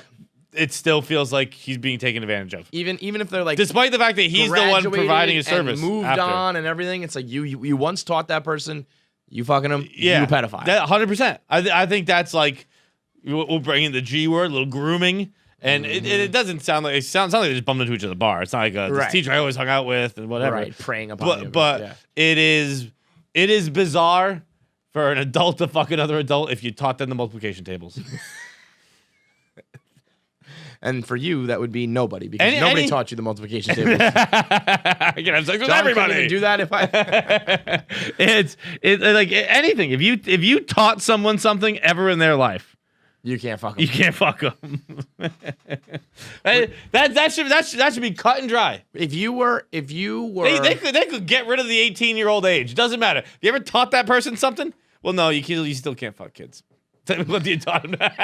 Let's definitely keep Yeah, the 18 no, thing in that, there. that one got away from me. Yeah. That's not what I was trying to say at all. That one. I'm happy you pulled the plug on Yeah, that one. yeah. Just pull no. the ripcord. That Not one, doing nope. that. 18 stays. Well, it's not 18 anywhere. Should be 18. It's not 18. Should be like anywhere. 20. Yeah. But the it should be. You know what it should 20 be? to fucking 28 to drive. It should be a sliding scale a little bit. You should be able to fuck before you can drive. Your parents should have to drop you off at your earlier sex conquests. Like 30 years old, you should drive it. I mean, I definitely know girls who are well equipped and skilled at fucking who I do not trust behind the wheel of a Not car. even a little bit. You know, it's like you know how to work a pussy. You do not know how to work a fucking car. You do not know how to work a 15,000-pound piece of machinery. Driving No way. is the most given away privilege we have in this world. In Absolutely. this country, at least. I don't know about that the world, and garbage disposals. If you were a chick who had like nothing, you didn't have any family to worry about. Let's say you were a loner. Wouldn't you just be a hooker? Or like a cam girl or something? By the by, I figured something out recently. Have you noticed how every fucking porn video where girls are squirting, there's that pink vibrator that's just hanging out of their pussy? No, I haven't actually. What the fuck, John? Now you're making me look like an asshole here. I I thought I haven't- could bank on you for that. I haven't watched much squirting. Probably. There's you know what? this- I think I got a lot of the squirting out of the system when I was like in my like mid-20s, probably. You went through a phase and then you're done with it? I don't avoid it. I'm not like ew, gross, but I don't. Well, I'm not you, seeking you, it out, You won't but see me hit squirt in the search bar very often. There's this pink vibrator, and this all comes around and makes sense, Thor. It's hands-free sort of thing, it's kind of like soft. It's kind of just like dangling out of these chicks. And I was talking to Asa the other day, and I was just like, what is this thing that I see like all these girls have? And she told me it's a cam girl thing because you can hook it up so whenever you get tips, it like zaps you. It vibrates. Oh, and then you're So getting off these- on the fucking money and again. also these creeps are like, I'll tip you because you're getting. So it's just scamming these dudes for money. Very Not smart. scamming them. It's just like, you know, they're like, here's $1,000. I wanna be the one to hit the jackpot. Yeah. Ding, ding, ding, ding, ding. Press your luck. No whammies, no whammies, no whammies. Pow. But so I was thinking about like cam girls, and that was pretty cool. Yeah, I know. And then we stumbled upon this list of OnlyFans this weekend. This blows my mind more than the baseball payrolls that we were talking about. This is the top list of OnlyFans earners. And I am telling you right now, if you are hard pressed for money, if you are really miserable at your job, don't listen to this. This segment will enrage you. And if you're on the verge of doing OnlyFans, go ahead and listen to this because this subject will for sure put you over the edge. Now, again, I question, this list is so far-fetched, I think that it might not be correct. But I'll go from, let's go from top 7 down because I do want to mention number 7 is Pia Mia. She's a singer who has that one song. It's a remake of a really dope song with It rings a bell. With Chris Brown. It was nice to know you. Oh, yeah. Okay. So that's her. I mean, she's pretty hot. Yeah. And I think she just said, all right, I got that one hit, and I'm just going to now go be an OnlyFans girl. So she's top 7 in the world right now. She makes $1 million, $1.7 million a month. She's Pia Mia, folks. But Pia Mia's, I mean, she's got an international hit. Sure. Okay. See, fine. that is one thing I do want to warn, I suppose, with these, that like these are superstars already. Pia Mia, I don't know about. The rest, yes. I said, who? You know, Pia Mia. You said, who's that? I said the Pia Mia, maybe the rest, yes. She has, and you're right. She has 6 million Instagram followers, so Right. that is like a lot. I'll cut to the top 5. Mia Khalifa, number 5. $4.9 million per month. But you know, like porn star, I have my gripes with her. I don't like I that, have but all the gripes Yeah. with her. number 4 on OnlyFans, a industry that you would think would be dominated by women and hot ones at that. Number 4 in the world, Tyga. I said to John, how much money do you think Tyga makes per month? And he said 75. 75. And I said, higher, Bob. And he said 150. And I said 5. And he goes, "That's in million?" It's like, yeah, you're in the hundreds of thousands, bro. You're in the wrong fucking comma. We need another $5 comma. million A month. per month. He's making $60 million a year, Tyga. He's a dude. Cardi B makes... Tyga, by the way, Tyga's fucking... Okay, so obviously, I think We still subscribe. we've talked about it before that I follow Tyga on OnlyFans. We wanted to check out his OnlyFans. And Tyga sends just over-the-top DMs. Like, do you want me to read Tyga's DMs? Yes. Okay. Can we get maybe in post we'll put a little dramatic reading music or something? John Feidelberg Also, sends reads non-stop DMs. Okay, so John Feidelberg reads Tyga's OnlyFans DM. and like Begin. Tyga, you can see he got like fucking drunk with power. With like, I think he realized how much money he was making and Yeah. he leaned into it. So the first thing, again, I subscribed to see what was on for Tyga's whatever. I think we knew he posted a dick pic. I think we were just checking out his Yeah, dick, I right? think you wanted to see Tyga's dick. Yeah. And then so we're like, let's check it out. Subscribed. First DM. Welcome to my OnlyFans. Let's have some fun with this. Second DM. How big you think it is when it's hard? In the shower with a bunch of squirting emojis, the fucking eggplant, and 4 tongues. Next one. She almost choked sucking my dick with an eggplant, a shocked face, and a smiley face. Next DM. 8.5 inches. Netflix and cum. Next DM. Want to watch my dick come on her perfect ass? My dick looks so big on her ass.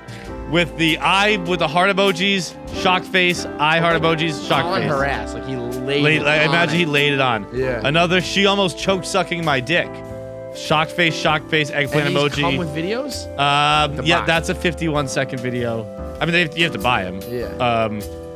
Shot my cum all on her ass. 2 squirt emojis and a squirt tongue drooling emoji. This one is just good morning with a topless chick. Stroking my dick until I come part 1, XXX. Part 2, stroking until I He's bust hustling. a nut. He's clearly Here's the hustling, XXX too. video from Money Mouth. I nutted so much. Washing my dick. Never felt so good. Talk to me. I mean, how frequently are these? Multiple per day. I'd say 2 or 3 per day. I mean, that's how you make $5 million Yeah. a month, though. Suck and spit on my dick. Suck my balls and spit on my dick. Feel so... Caps locks, here we go. Feel so good when I shoot my cum everywhere. With a lot of emojis, as you can see. Can't deny that. He's not wrong. $5 million And a then month. this one, I woke up rock hard. What you do with this? I remember saying when Tyga started, I was like, I know he's not a superstar rapper, but like he's had some hits. Like how much more? Like how much money could he possibly be making? Well, $60 million a year. 60.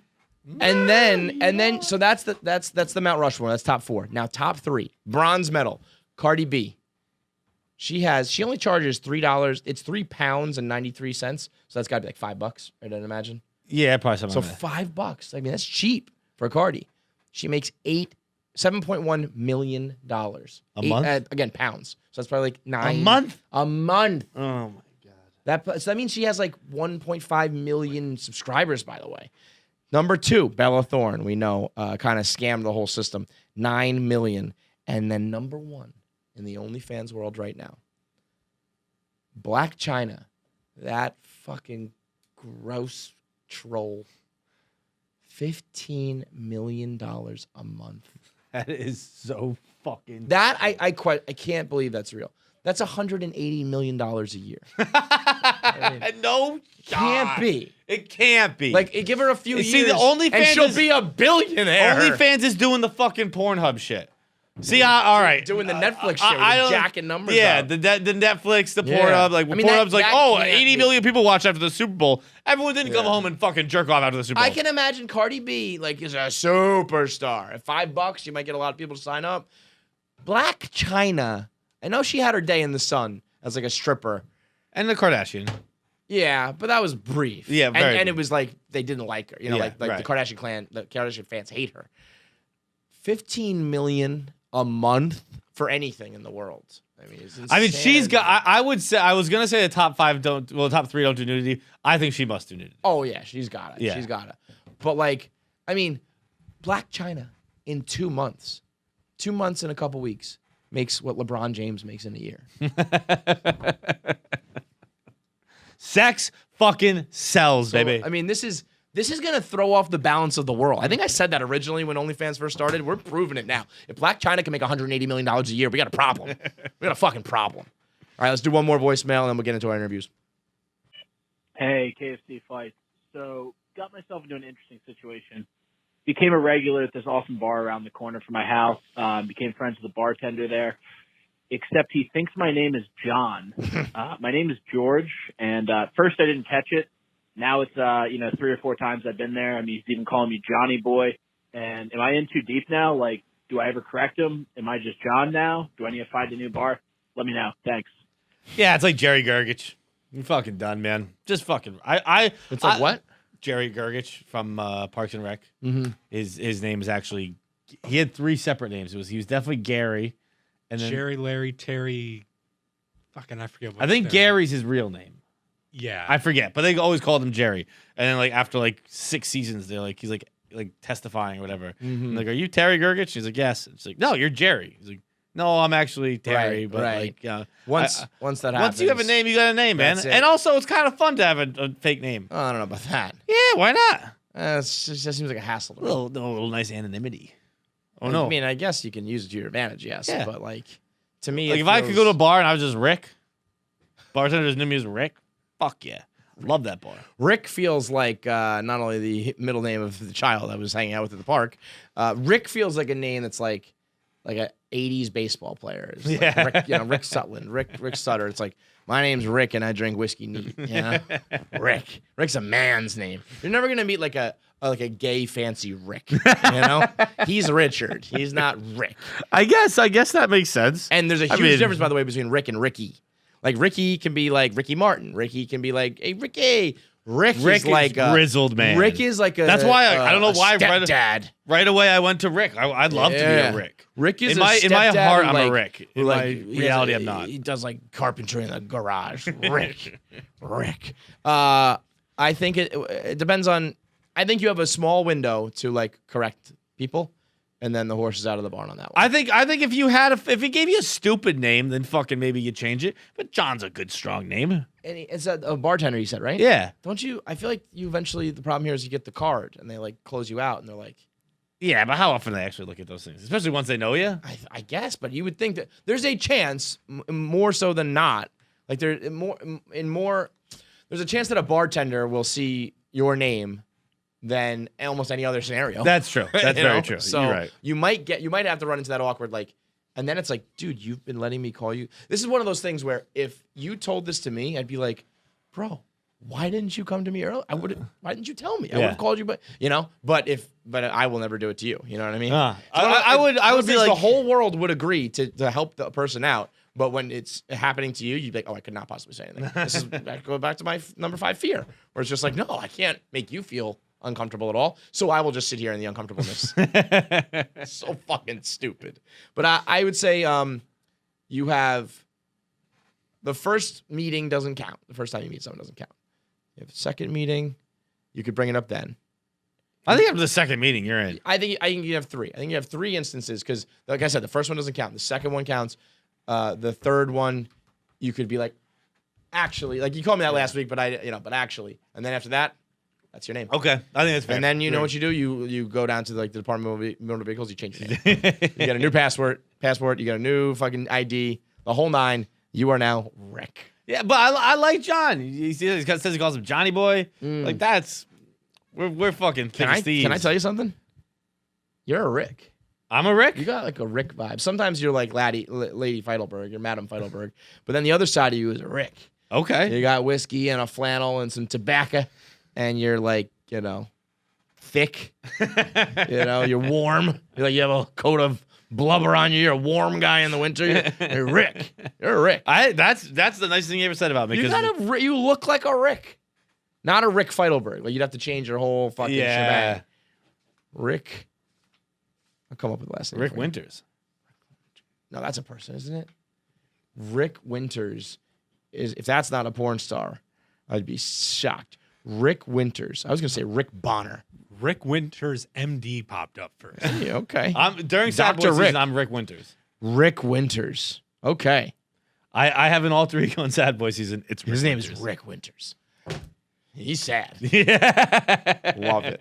All right. It's cold in this house, and I ain't going out to chop wood. Interview time. It's brought to you by Thursday Boots. It's boot season. It's brunch season. It's sad boy season. And it's time to get your boots on. You get high quality boots at affordable prices. Highest of quality, honest prices, because they've got full grain leather and nice suede with leather lining and gold standard Goodyear welt construction. They've got legacy brands. They've got the quality of legacy brands that charge like $400 or $500. You're gonna get these boots starting at just $149 with free shipping and free returns. We've been doing this for years. I've got a pair of the olive suede boots. I've got a pair of just like those. the good old fashioned black Got high those. boots that are like almost like military grade if you want to like do work. If you're in a Rick mode, I've got the black boots. I actually believe then these are kind of like perfect in between. These are like the brown suede where it's like I wore those to dinner on Saturday night. Did because you? I don't have any shoes, but I have nice Thursday boots I can pass for shoes. high quality Well, they don't pass for shoes, they soles are there. shoes. I like the green olive suede we have are kind of like shoes more like, you know? And then these are the boots. And then there's like the black, like high boots. That's like you can do some damage in those boots. You could be a Rick. So whatever you need, whatever style, whatever type of footwear you need with your boots, they've got you covered. I think they got bags and belts, all leather goods. And it's all high quality with affordable prices. Like I said, starts at $149 with free shipping and free returns. They're the best buy this season. Clean, timeless design, durable. They'll keep you standing confident for years to come. So head over to ThursdayBoots.com. Try a pair today with free shipping and free returns. And if for any reason you don't like your size or fit, Thursday Boots has you covered. I do believe I go a size down. I think they're big. I think go like a half a size down. And know boots what in size general I'm for in. me, I feel like boots are always just a little bit bigger and heavier. So I go half a size down. Go to Thursday Boots. That's ThursdayBoots.com. Get a pair of high quality boots that you'll be wearing for years. We are here with the legendary Maury Povich. And no, listen. See, don't give us that fake humility. You You know. know you're a legend. Oh no. No, you know something? If you hang around long enough, you're legendary. I mean, that's all it is. Listen, I know what come you on. mean, but the reason why you're able What to you're quote saying unquote is hang What around. you're saying is I'm a 43-year-old NFL quarterback. That's what you're saying. I mean, I'm an old guy. Hey, Maury, there's worse things you can be than Tom Brady. I was gonna say that if you look around, the only quarterback who's 43 is Tom Brady. So in order to be around as long as you have been, you got to have the goods, and I think you certainly have it. Thank you. Appreciate it, Kevin. Is there something? Is there a secret to it? Do you, is there a secret to your longevity, or? Well, I'll tell you. Years ago, when I first started, I came off a kind of an edgy show called A Current Affair many, many years ago. Right. Yep. And it was a very kind of tabloid news program, and I had a lot of recognition in terms of the business, but a lot of it was some was positive and some was negative because of the edginess of the show. And so now I'm starting a talk show, and I learned a long time ago. It's almost like you're in an election. You're in a campaign. You got to knock on a door. People have to open their door, invite you in, and you have to present yourself in a way as a member of the family because you're going to eat with them. You're going to be on the couch in the living room watching TV with them. And so I always wanted to be an extension of the audience, an extension of my viewers, ask questions that they would ask if they had a chance to. So, I mean, that's been my MO ever since I started 30 years ago. How many times is that question just, what the hell? Like that's the question the viewers have. Yeah. Like, how, what the hell? What is going on How here? did this happen? Yeah, I get it. I get it a lot. I get a lot. I mean, somebody told me the other day that I am now in my 30th year of daytime talk. Wow. and the research people came and said, you are now the longest running daytime talk show host in history. No And kidding. I said, I don't know if I like that. I mean, I don't know. That only means I've been around. I mean, that's all that means. You So, are selling okay. yourself way too short here. Yeah, I mean, you've got the longest career for a reason. The ratings are there. The popularity's there, of course. I know. I mean, look, I prefer, for the last 35 years, I've always identified myself as Mr. Chung, okay? Because I've always been I'm married to this woman for 35 years. She was always the star. I was always the second banana. And I, I've always felt that way and still do, even though she hasn't played in the TV game in the last 10, 15 years. Listen, if you are the second banana of a relationship, that is a power couple, my friend. I don't even know. I was just thinking as you said that, how many people in the world there are that Maury Povich could play second banana to. I think you can count them on maybe hand. 2 Well, hands. Yeah, I mean, you found yourself a keeper there, sir. Well, I'll tell you. I mean, lately, I mean, it's strange because I get a lot of really big celebrities who kind of like watch the show all the time. I mean, today, for instance, I had to give a shout out to a really big comic named Tiffany Haddish. Oh yeah. And she's hosting Ellen, I think, this week or something. And so they called me up and said, "Can you give Tiffany a shout out? She watches you all the time." I went, "Really? Really? A big stand-up comic like that, actress like that?" So Shaquille watches me every day. Yeah. And Shaquille says he likes it because he gets on with his friends and they bet on whether the guy's the father or not. Yeah, I mean, Come on, that really? really, to me, you've done a million shows over the years, and I'm sure there's all sorts of wild storylines.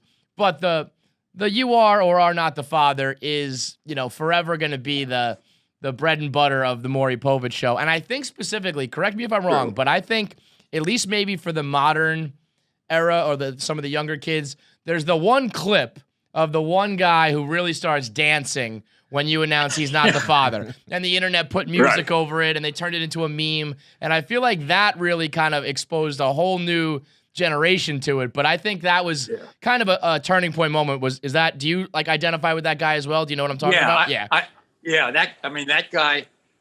That guy is really representative of a lot of things. And I see that clip all the time with GIFs all the time when something goes on and they run that guy's clip over who knows what these days. And so, a lot of it's going viral. I'll tell you one thing that in YouTube, I think it's gotten like 5 million views, was that we had years ago, we used to do these phobia shows and this woman was scared of pickles. And we had the pickle lady on, and that's 5 million views on YouTube. Yep. I mean, some of the stuff is really, thank God for the internet. I mean, social media I now have somewhere between 4.5 to 5 million viewers on Facebook. I've got millions of viewers on YouTube. The biggest, I think they told me the other day, this was good. I got 1 million on TikTok. Yeah, that's it, Maury. Get on that TikTok world. Now, have you made a big, a conscious transition not from the daytime talk show, but just really working on clips that are better on YouTube and better on TikTok and Twitter and all those? No question. Yeah. No question. We do a lot of behind the scenes stuff. Mm-hmm. We do after the show stuff. We do updates on YouTube's of the guests that have gone viral. So we do a lot of special clips on social media that's important. And it's all so much more work, right? The technology is supposed to make our lives easier. We just have more and more work to do. Of course. Yeah. And at the same time, there's money in it. Yeah. Amen, brother. That is the name of the game. Speaking of money, I was reading your Wikipedia today. I didn't know you used to be in business with Tony Kornheiser. That's right. Oh, yeah. Unfortunately, yes. You see, I've done more. Here's the thing. First of all, Tony and I have known each other 40 years, maybe. You see, my father was the sports columnist of the Washington Post for 75 years. Holy shit. And Tony Kornheiser says that the greatest things he's ever done in his life is carry the typewriters of the legendary sports writers Red Smith and Shirley Povich, because he worked for the Times and he worked for the Washington Post. So I've known Tony ever since he came to the Post in the late 70s, I think. And so, or maybe early 70s. And so I've known him a long time. And he talked me in to investing in a restaurant in Washington, D.C. Now, any financial advisor would tell you, you do not go into restaurants. You don't do things like that. They are the biggest loser in the world unless you're the chef. If you're the chef, maybe you got a chance. Right. So Tony and I and a few of our friends went into a restaurant, and he did his podcast for a few years on the restaurant. And of course, the restaurant went belly up. And so we're no longer in business, but we still love each other. I feel like that's how I feel like every friend group has that. We're like, yo, we got to buy a bar together, guys. Yep. We got to buy a bar. Oh, no. And I feel like they always end like that, but there's got to be some good times in between, right? Yeah, there had to be a couple moments when you opened it up. Yeah, there were good times. Yeah. There were free breakfasts. That was the only thing. But I mean, I have invested in the worst things in the world that do nothing but get you in trouble. What was worse than the restaurant? Well, I own a newspaper in the great state of Montana, which is critically acclaimed in terms of its content. It's the best weekly newspaper. It's been voted that way for the last 10 years in Montana. It's called the Flathead Beacon. My wife and I started it. You don't open newspapers in this day and No, age. I mean, like, you're gonna start selling fax machines too, But it's Maury? been Like, highly successful. It's been highly successful editorially, and then financially. Well, guess what? we're not there yet. What's it been like all these years with the like? How do you relate to your the people on your show? You are. You went to University of Penn. You are a smart guy. You're married to an award-winning personality herself. Do you get along with the people on your show? Do you relate to them at all? What's it like behind the scenes when some of these characters come through? It's very interesting. As you rightly said, I have absolutely no experience in my life as to the lives of our guests. Right. They live lives I've never lived in my life, and yet at the same time, I don't know what it is about the connection. I don't like to think about it too much. I don't want to go into shrink land as to why they have embraced me. I've embraced them, I think, mainly out of human instinct. Mm-hmm. I understand that they have gone through a lot in their lives. There are a lot of burdens they have to deal with. I think one of the reasons they come on the show is to unburden themselves in one way or another. And they feel that I am a safe place, and that I can, even if it's, with lie detector tests, for instance, even though the guy is guilty, he's coming on to take a lie detector test. Why would you do that if you're guilty? Do you think people get the idea that they could beat it because we see it in movies so many times? Like, I know if I was going on Maury, I'd just put a rock in my shoe. I'd win. Yeah, but they think they can beat it. But I think back in their mind, they want to be able to end what's ever going on in their life and be able to start again. Right. And they find that coming here is kind of a safe place. And as far as the paternity tests, I've been criticized for exploiting people and things like that. I have TV critics all the time or, on my case.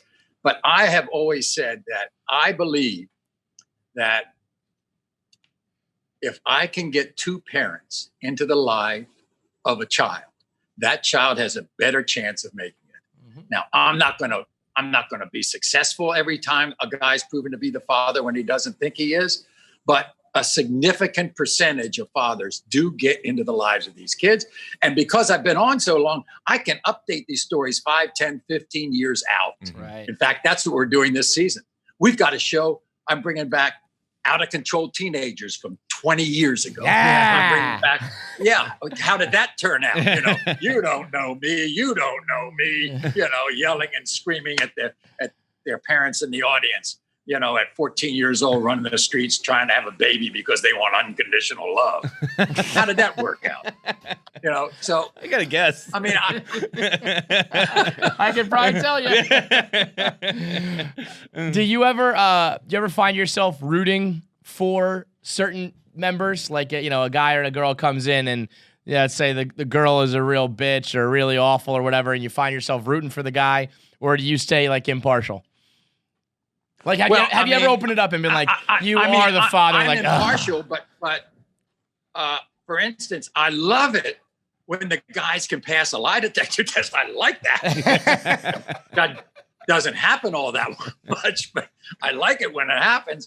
And I also like it when the guys prove to be the father, because now I know that kid has a chance. And if he's not the father, now that woman has to go down a road that she didn't think that she had to go down, and then go back in time and try to figure out who the father was. So, I root for the best. I don't root, we get some assholes on the show, but you deal with it. Do you ever feel like if someone's particularly disappointed, are you ever like I'm so sorry? Or is it just like, sometimes the crowd is like hooting and hollering and going crazy. And then there's this girl who's like, oh shit, what do I do now? It's yeah. We have the classic was, it proved not to be the father. The woman runs off our stage. She goes backstage. She falls down on the couch. She is just, I'll tell you a funny moment like that.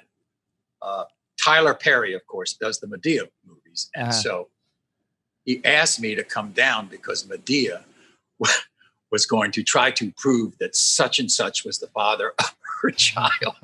And so I go to Atlanta, Georgia, which, by the way, he's at the biggest, it's like Hollywood East, Hollywood Southeast, and this big studio. And he has completely recreated my entire set on for this movie. It looks exactly like the set we're on now. And he plays Medea. When she hears the wrong answer, she runs off the stage, crashes on the couch backstage.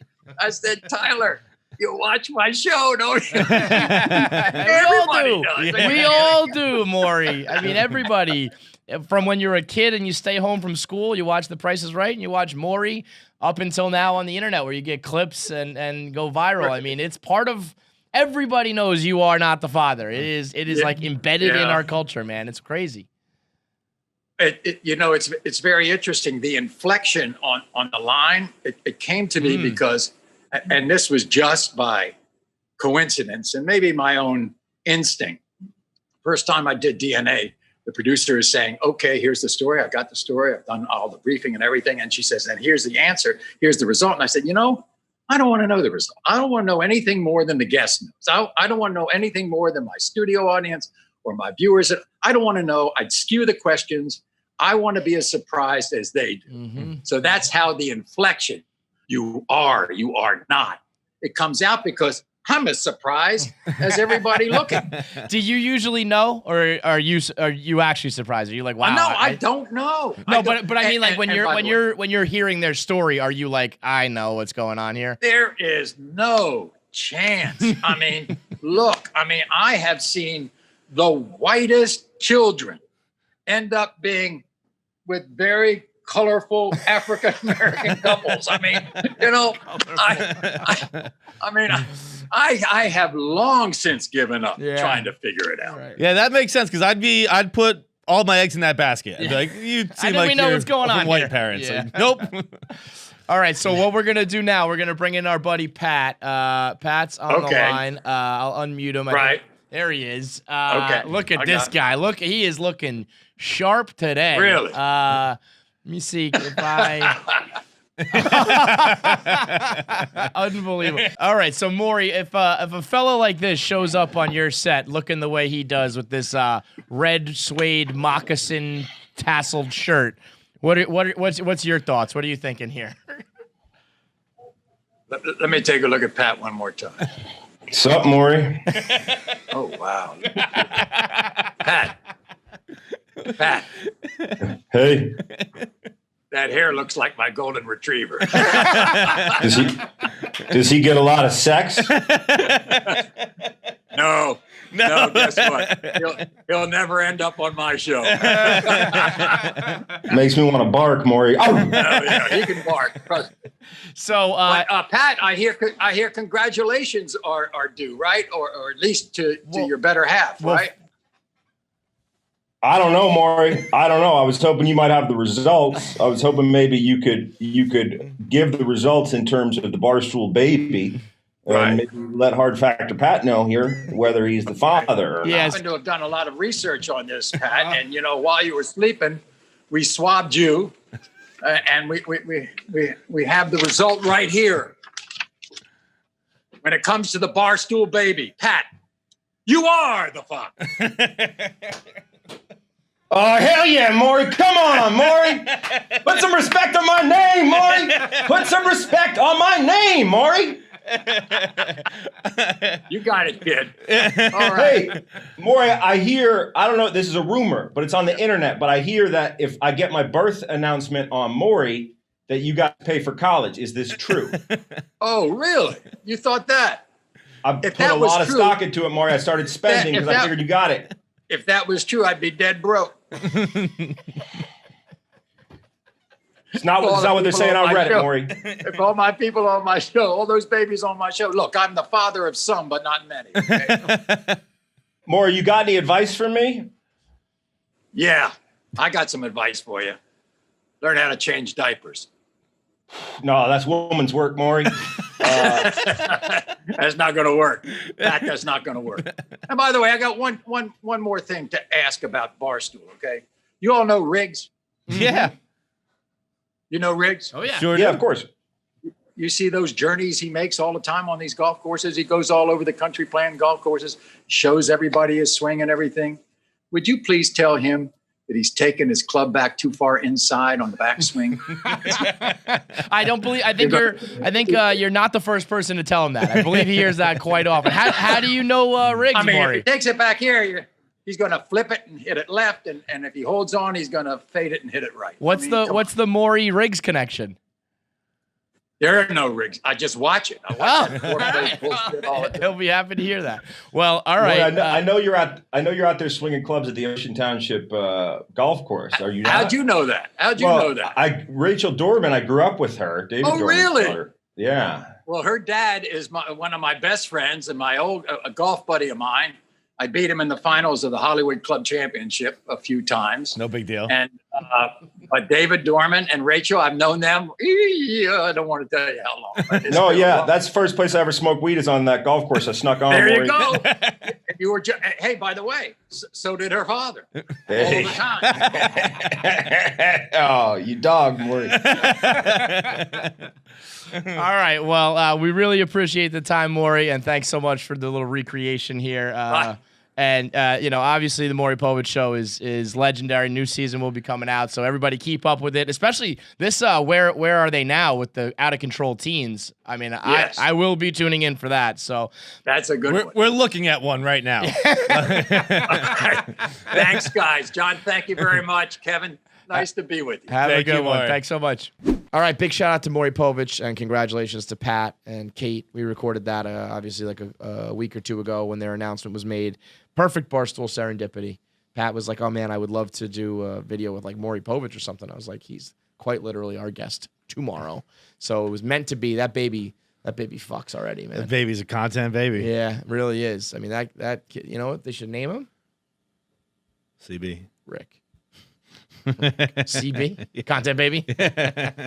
Rick Barstool. That's that man's name. Rick Barstool.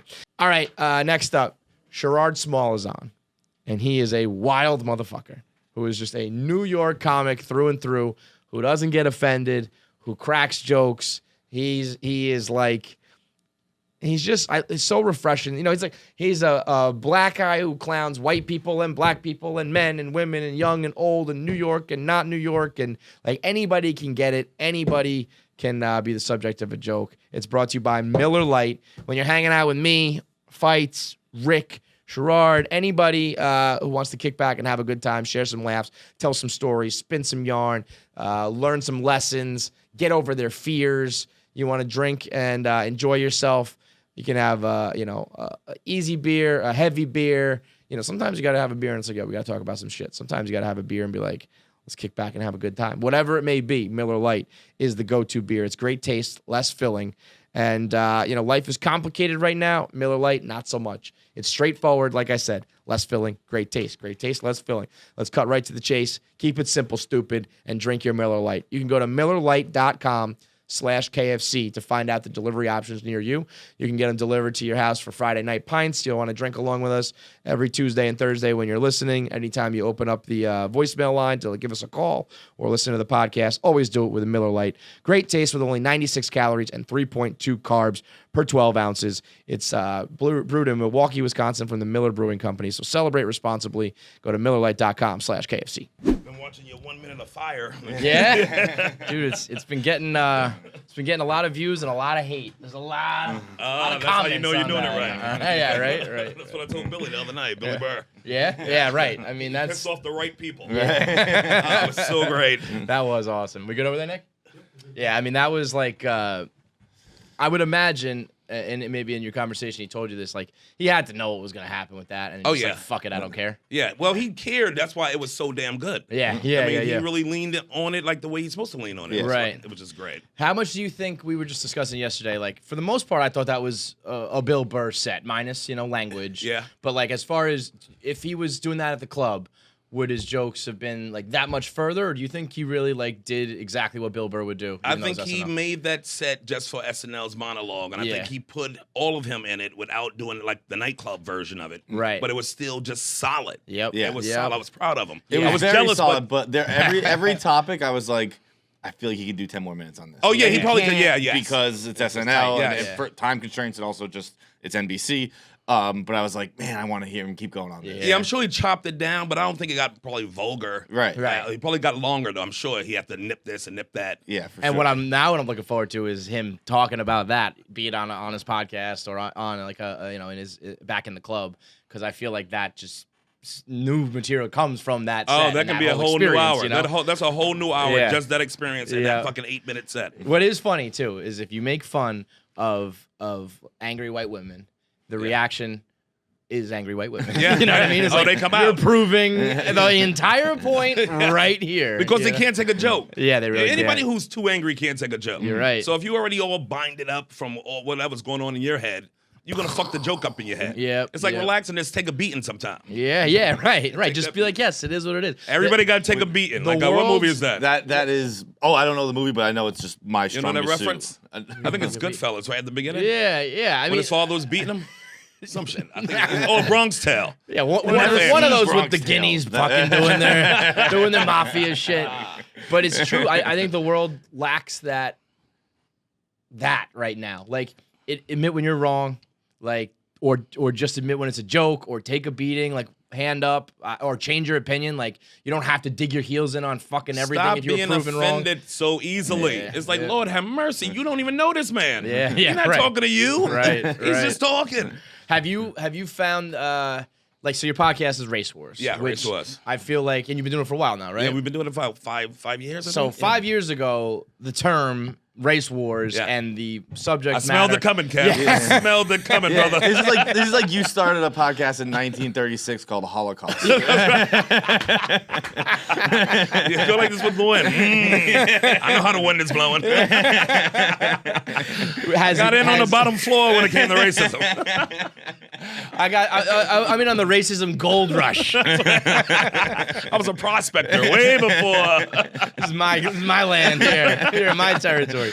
I saw you, I think, at Dangerfields. Maybe this is probably like gotta be like almost 10 years ago. Okay, yeah. And you were doing this thing where you were clapping Oh, at yeah, the crowd, trying to keep the man. crowd up. Yeah. Oh Yeah. man, and it was like the funniest shit I've ever seen. So I'm happy to have you in here. It's like cattle prodding. You gotta get those cows in that fucking tank.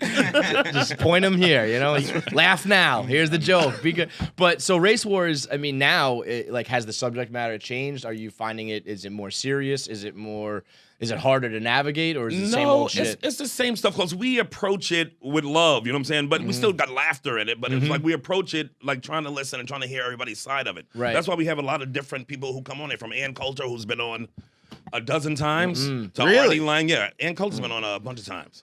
How's that go? It's great. It's Yeah? great. I had her on with Yamanika. I don't know if y'all know Yamanika Saunders, a No. big black girl. She's very funny. And I had them Basically on. anti-Ann Coulter. Yeah, that's what they Polar think. But opposite. when you meet her, it's like she's just a person with, opinions too. Right. And it's funny how people attack her, even though a lot of her shit I don't agree with, but a lot of like politics from my family I don't agree with. Right. But it's funny how people think, like, first of all, they think they're gonna come on a show and smash her, but she's smart as shit. She's a lawyer and a writer, so she knows the stuff. You got to come in with your information and not just passion, Right. or you're gonna lose. Right. I learned that a long time ago from Manny Dorman at the fucking Comedy Cellar. Yeah, man. I mean, it's like a debate. It's like a battle. It's not just about like how excited or passionate you are. You have to like they're gonna say this, and I have to rebuttal with this. And I mean, there's a lot of people on both sides who are just good at arguing now. Yeah, and they might be like dead wrong, like morally. Right. But they're gonna have the stats and the whatever. They stay calm, and next thing you know, you look like the asshole for being, screaming and yelling and up And in it's arms funny about how a lot of even like liberals or just people will say, women have the right to have an opinion, and women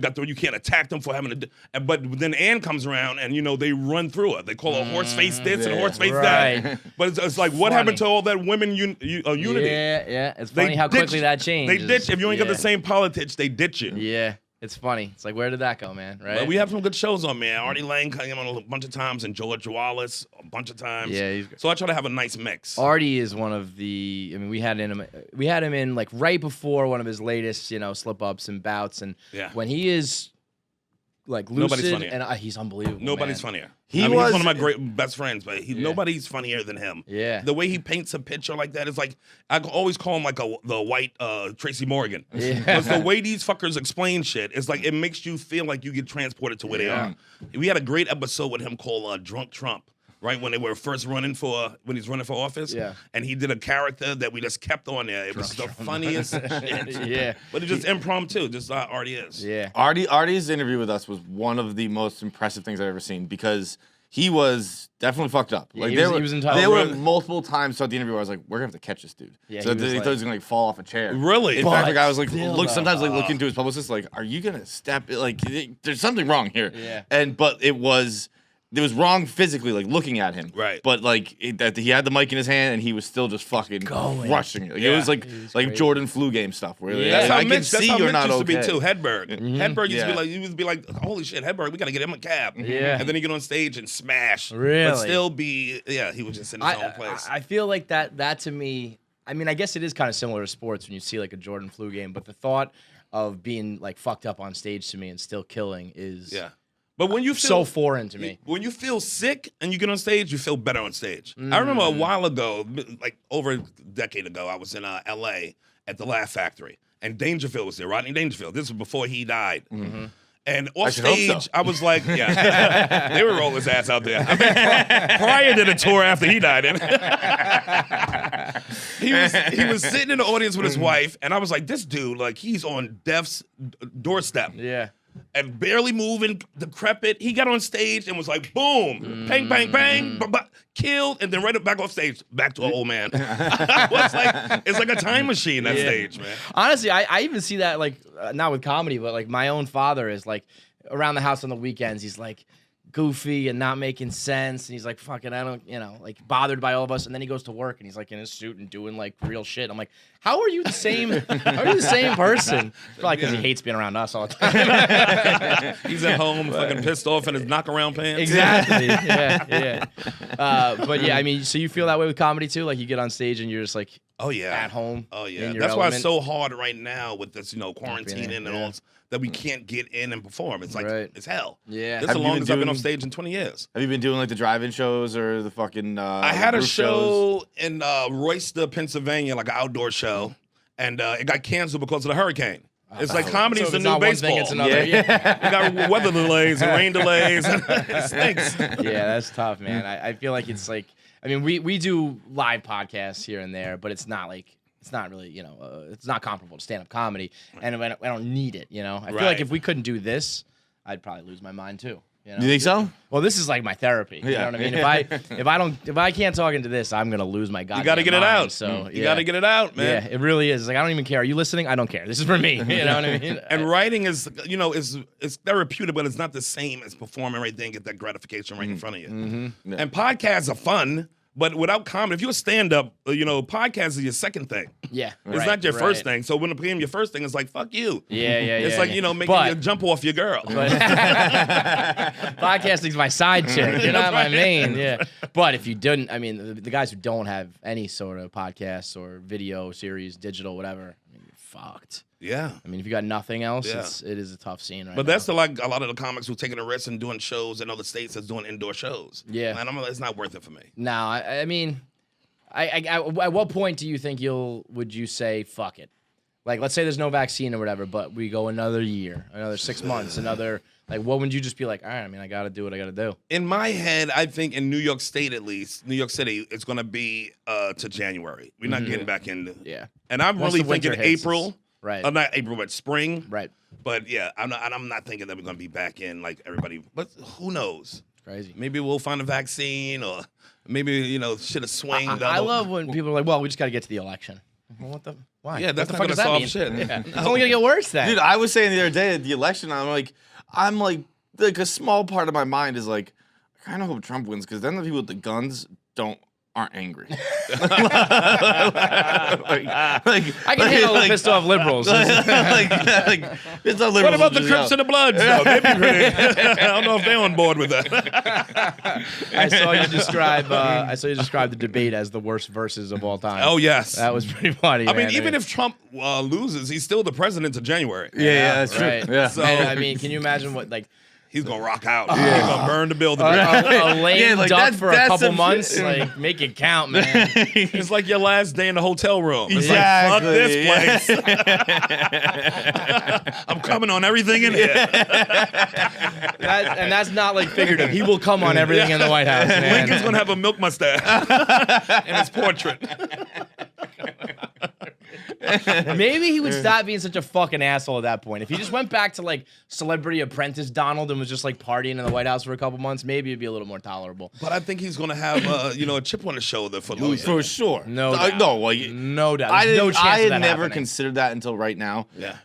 The place will be burned down this Yeah. winter. It's Like, you it's just coming like, with fuck me. this place. It's either my house or nobody's house. That's you know? right. It's like say you had some shit job where you got fired from. Like they have security go to your desk with you, so you don't They fuck escort the you place the fuck up. right out, Yes. man. You don't get an extra minute in that building. They let gotta alone a walk couple him months. out. I mean, if I was Eric Trump, if he loses, Eric Trump, just stay away from your father because he's gonna beat the shit out of you. You know that's the one he hits.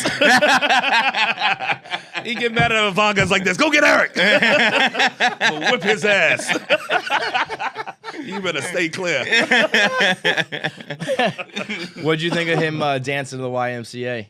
Who? You saw it, Trump. When he did that? It was like last night, I think. Oh, Let me at one see. of his rallies? Yeah, I mean, Lord have mercy. it was the most like white guy dancing you've ever fucking seen. And again, these are things that probably would have been funny. Had he not become the fucking president and like, gotten so controversial. I mean, even when he was first running, and it was kind of like, oh, this isn't so, this is just like a silly thing, but. I mean, that would have been funny in 2015, and now it's like, what the fuck's going on? That's some steroids in him right there. I've been wondering about this ever since I heard that he switched his songs to. They're both Village People songs, right? I think he goes on to YMCA, leaves to Macho Man. Really? Does he know about like YMCA is about like fucking each other in bathrooms? But so many people, so many bands banned him from using their music. Right. And that's The only one left. It's either that or DMX. And if Donald came Where out my to DMX, niggas is at? Where my niggas is at? He'll get my vote if you come out of I was that. gonna say, I might even look for that. That's fucking funny. DMX or the Village People, one or the other, man. That is a trip, dude. I got a clip with me and Dono and Melania. We used to do Good Morning America all the time. Uh-huh. And me and Melania were on together. Then Trump calls in and fires me on the air. It's real funny. Yeah. And that's right before he ran. So everybody was still clapping and everybody was still It used to happy. just kind of be the fucking fucking, reality TV guy, whatever. Poor Melania. I feel like Melania is like, Poor thing. this is not what the fuck I signed up for, man. I'm a gold digger. I got the billionaire TV guy, and now I got to be the first fucking lady. She didn't come on board with Trump to get a job. No, that's the whole opposite of what I was doing. Yes. She tried to avoid a job and ended up in a job. The That's how ultimate white job. she is. Damn, it's good being I white. can't even be unemployed if I want to. That's fucking Can't great, lose man. for winning. And like they make her do like anti-bullying. She's like, I don't even speak English, dude. Yes. What are you talking about? How am I supposed to do anti-bullying? She right sounds now? like the bad guy in Rocky 4. Rocky 3. Which one was the Russian? I mean, she kind of dodged a bullet with right before they got the night before they got COVID. Was those tapes released of her? Oh, right. Talking She's about like, Christmas fuck- decorations. she's Like, I like, don't give a fuck fuck Christmas. about this. Yeah. And then you could hear it in her voice, like, I don't know these fucking kids. I don't know what. She was like, Michelle didn't do it. Why are they mad at her? I feel for her, man. She just said, whatever Michelle did, just do it again. Yeah. Man, and put my name on it. You saw my speech. Man, I feel like she's. Gonna I have used to story live in a tell. fucking house of gold. Yeah. And now I'm in this house that was built in 1920, whenever the fuck the White Yeah. House was built. Honestly. I hate everything about this. She's got to be counting down the days. Go back to my life of fucking divorce this guy, take half his money, and go back to my life of opulence. You think she'll try to bounce? After? I mean, wasn't there talks of there was rumors that she was about to file the papers and then he won and it was like, well, I guess we can't do the divorce now. I don't know if that guess. was Yeah, there proven definitely true were or- those rumors. The I don't whole know. presidency's just been a bunch of footage of her pulling her hand away from his. Yes. Off of Air Force One. I mean, Like she knew he had COVID from the beginning. did you sanitize? I smell it on you. I smell it. I mean, yeah. If I'm her, I'm out. I mean, why stick around? What's the fucking point? You want to stay married to Donald Trump at this point? I feel like they have some kind of weird marriage where it's just like. You think? Yeah. You think she's into him? She got her own Respects room. him? No, Not fuck into him, no. but you think there's something. No, there's nothing Just there straight- but money. straight cash, Yeah, yeah. but I Once feel she like had Barron, she was like this. Yeah. My work here is done. Yeah, man. Barron's about to hit the fucking NBA draft at this She rate. chose her That dude's name by what 8 she feet wished she tall. was. He is a freak, man. He looks like Kristaps. He looks like Porzingis out there. That's right. If that kid has any handles, any jump shot at all, he's going to the fucking Yeah, league, so man. you look a European player that who grew up here. Yeah, It was right. bound to happen. Barron. Who was it? Geraldo Rivera, or Geraldo Rivera, how you pronounce it, had a tweet where it's like, he had two back-to-back tweets that were so fucking weird about Barron Trump. Where one was about if Trump wins, he gets the second term, he's gonna be the hottest dude in DC. just like Geraldo said this? yeah, About Barron? I want to fuck that 17-year-old boy, man. Like that. Maybe like it sounds better in Spanish. Sounds less offensive than Spanish. It sounds better in Greek, and that's about it. and then he's like, also like, it's my dream to watch him and Bronny James on the same team. Like they should play basketball together. And like added LeBron. Like you should have him come to the White House. my Like, God. I don't think LeBron's going to the White House to fuck around with Nah, Barron no. Trump. Geraldo right now, ain't been bro. right since those Al Capone vaults. Was a Pepsi bottle and a dirty penny. He ain't been right since then. He went straight Fox News after that. Yeah, LeBron ain't fucking around with that. Period, man. I'm happy that he won another, Yeah, I'm happy LeBron for fan? LeBron. Yeah. Yeah, I But what do mean- you think? Well, I saw El Presidente talking about the bubble not being a real season and then you have asterisks. I think everything with sports is if what you want to happen happens, it's a real season. Right. And if it doesn't, then it's fake. So Yeah. if you're a LeBron hater, this doesn't count. I mean, if the Heat had won, it would have been an amazing upset. They took down LeBron. What a great championship. Right. The Lakers win. It's fraudulent. The bubble, blah, blah, blah, blah, blah. So, Yeah, I'm a Cowboy fan. I remember when they had scab players, when they had that strike season. Yeah. And with the scabs was better than the team, I was like this. So let's hear these guys out. this counts. This all counts. The union ain't all that good. Yeah, I mean, LeBron to me, man. We had an episode out today where we were talking about it. It's just like, what more does he have to fucking do to? I mean- he has a lot of fans, of course, but he's got a lot of haters still too. That's like, He got 3 MVPs in 3 different cities. He did it for his home city that never had a championship since ever. the factory's closed. revives like the Lakers once great, kind of in the dumps, Brought brought that them back. did it in the After East, did it Kobe's in the dead. West. I mean, what fucking more does he have to do? But I mean, it'll I never be feel enough. like it's like he's right on the cusp of like, because I think about like Jeter, like Peyton Manning. Where I hated their fucking guts until probably year 18. Eventually, it was Where like, it's I gotta respect. You it. gotta respect him, yeah. Same thing Yeah, I what did that can with I Brady fucking too. say? Yeah, it's Right. like eventually. But I don't know. He is just the most. Can you imagine being that good at something? Yeah. And still having people be like, nah, man, you fucking suck. Masturbation is my answer. Masturbation. I'm I'm the top greatest 5. of all time. I'm the greatest I got of 2 all hands time. going. I got a foot going. It's Doing just all sparks sorts of coming shit. from me. Dude, I revolutionized the game, all right? I'm talking like LeBron's like a 6'8" point guard. I'm a masturbating freak, okay? If scouts could watch me, they'd be like, this guy, he's going to change the game forever. Scouts do watch me. Like FBI agents talk about me. Oh, yeah. Like, if dude, Big this Brother's fucking- watching, they're getting a show. Some guys at CIA learning some things from me. Like, oh, I'm going to go home and try that later, man. Shit. Oh man, You beating off is fun. It's fun. Are you a New York guy through and through? Yeah, I was born in Brooklyn, born Okay. and raised in Brooklyn, went to college in Maryland, and then I live on Upper East Side now. That's where I've been, Brooklyn, we were just talking about COVID. Brooklyn and Queens it's all spiking because of the Hasidics. Yeah. I won't follow any of the fucking I think rules, that's where it man. first sparked off too in Westchester. The same thing. That's where you're at. Yeah. Yeah. Yeah. The Jews just won't listen. I They just mean- won't follow the rules, man. They like, fuck it. What are you gonna do? What are you gonna do? Can't knock them, you know? I ain't raising my rent and yelling at them. I'm gonna let them rock out, baby. I see you, Moish. Stay 6 feet, but I see you, brother. Do your thing, man. Do your thing out in you. Brooklyn. I'll be in Manhattan. You have your fun, man. It is crazy. Mazel, baby. Are you on, where do you fall on the New York's dead, New York's anarchy? No, it's fine. Yeah, right. It's fine. It's fucking fine. New York's is still here. Yeah. I mean, anybody I who- wouldn't say it's different. It's not fine. There's gonna be It's some different, businesses but it's still closing life and shit. here. Yes. I mean, Yeah, you yeah. walk out there and you see some, like on a warm days, all these restaurants outside packed. It was like, holy shit, what am I, in Montreal? This is Right. great. Yeah, man. So everybody's still here, but I think a lot of people, some people moved out and there's a lot of apartments available and stuff like that. But I think that's people who were just On the way out anyway. Anyway, yeah. Maybe it bumped their plan up a little bit a couple years early or whatever. Right. Sucks to see some classic places close, some small businesses go under. When you see all the Dominicans out of Inwood, then you tell me. then we got problems, man. Let me know about that. Yeah.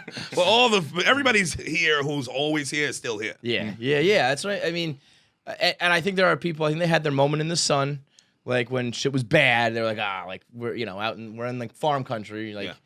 Your city's in ruins, and now it's back to normal. And I think they're pissed off about it. I think we're gonna have a rush of people coming back next You year. think? I keep believe it. wondering, like, With these rents like this? yeah, right. That's the thing. And everybody at now's home the time to get saving in. somewhere else, saving Yeah. their money up, not spending on anything. Right. I moved like in the pandemic. I moved in September or August, whatever it was. And I was like, oh, I can have this place now? Yeah. Fucking awesome. Unbelievable. It's And crazy. as long as you're not around the Hasidics, you're fine. Just pick the right neighborhood, and you're good to go. All right. Did you grow up in New York? Where you grew up? Yeah, I was born in the Bronx. What high school? You? I went was to Catholic. So I went to high school in Pelham in Westchester. So I was born in the Bronx, Okay. lived outside of Philly for a minute, and then when we came back to the Bronx, we moved to Pelham, New York. So I was in Pelham High School. It's like a public high school. Yeah. But PS 175 was where. How was your teams in high school, yo? Terrible. Shitty? Terrible, yeah. So Oh, bad. boy. I'll put it this way. I was the captain of the basketball team. Oh, Okay? no. We were that bad, brother. Oh, Papa, no. We were Papa. that bad, okay? Y'all might as well play in jean shorts. Why waste a uniform on this white team? We had I remember our coach said, I think we went like 2-18 that year.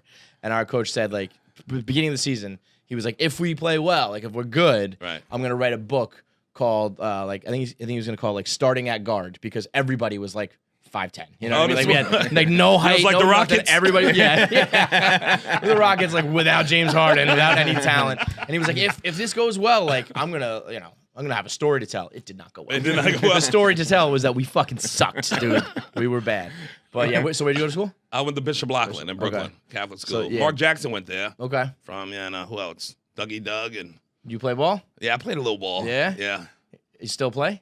Somewhat. Yeah. I need to get back on You still play like sports? How old are you? Yeah, I'm 45. Why? Yeah, that's Because too. I love it. Why play sports? Yo, every time I have to. You say that until you like tear an ACL. If you still fucking, And you're- you still want to play sports because you still need I'm that out kind on of both, agility. Gerard. You I'm still trying need to the get out on rebound. both. He's like, somebody tag me out. Dude, I was fucking the other day and I got 2 cramps in both my fucking That's legs. shameful. Eat a banana. I know. I was like, this is bad even by my standards. And I'm like in the middle of it trying to like stretch the one leg out. Oh yeah. Get a Charlie horse. It was embarrassing, I catch a man. cramp up in here sometimes. Yeah? Yeah, at climax. From yeah, my abs just tightened up on me. There's an image I did not need. One time I got stuck. I came in my own face. I couldn't move out the way of it. I cramped up. I locked up. Oh, dude, I'm happy you said that because we're about to go play a game called Answer the Internet, and now I know what kind of questions you're down with, what kind of shit you're ready to answer. So let's go over to the next room. But the podcast is Race Wars, Yes. and you got a sports one as That's well, right, right? Small Ball that I got with Ball. Embassy Row on Apple Music and Spotify. Okay, cool. Are you like diving into sports, or is it Diving just like, into sports, I'm talking to a whole bunch of entertainers about sports because a lot of comedians played sports in high school Yeah, and all for sure. that. So we talk about a lot of sports like experiences and what we went through as like athletes. What was your greatest sports experience? A double play, my first double play in Little League. Yeah? Yes. You And I went was way like- back. This was like, I've always said that like Little League baseball for most guys, Yeah.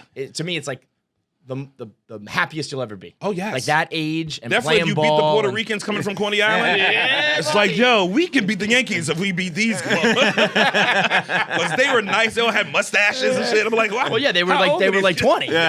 Danny Almonte was mowing you down. The second baseman with the third baseman's fucking father.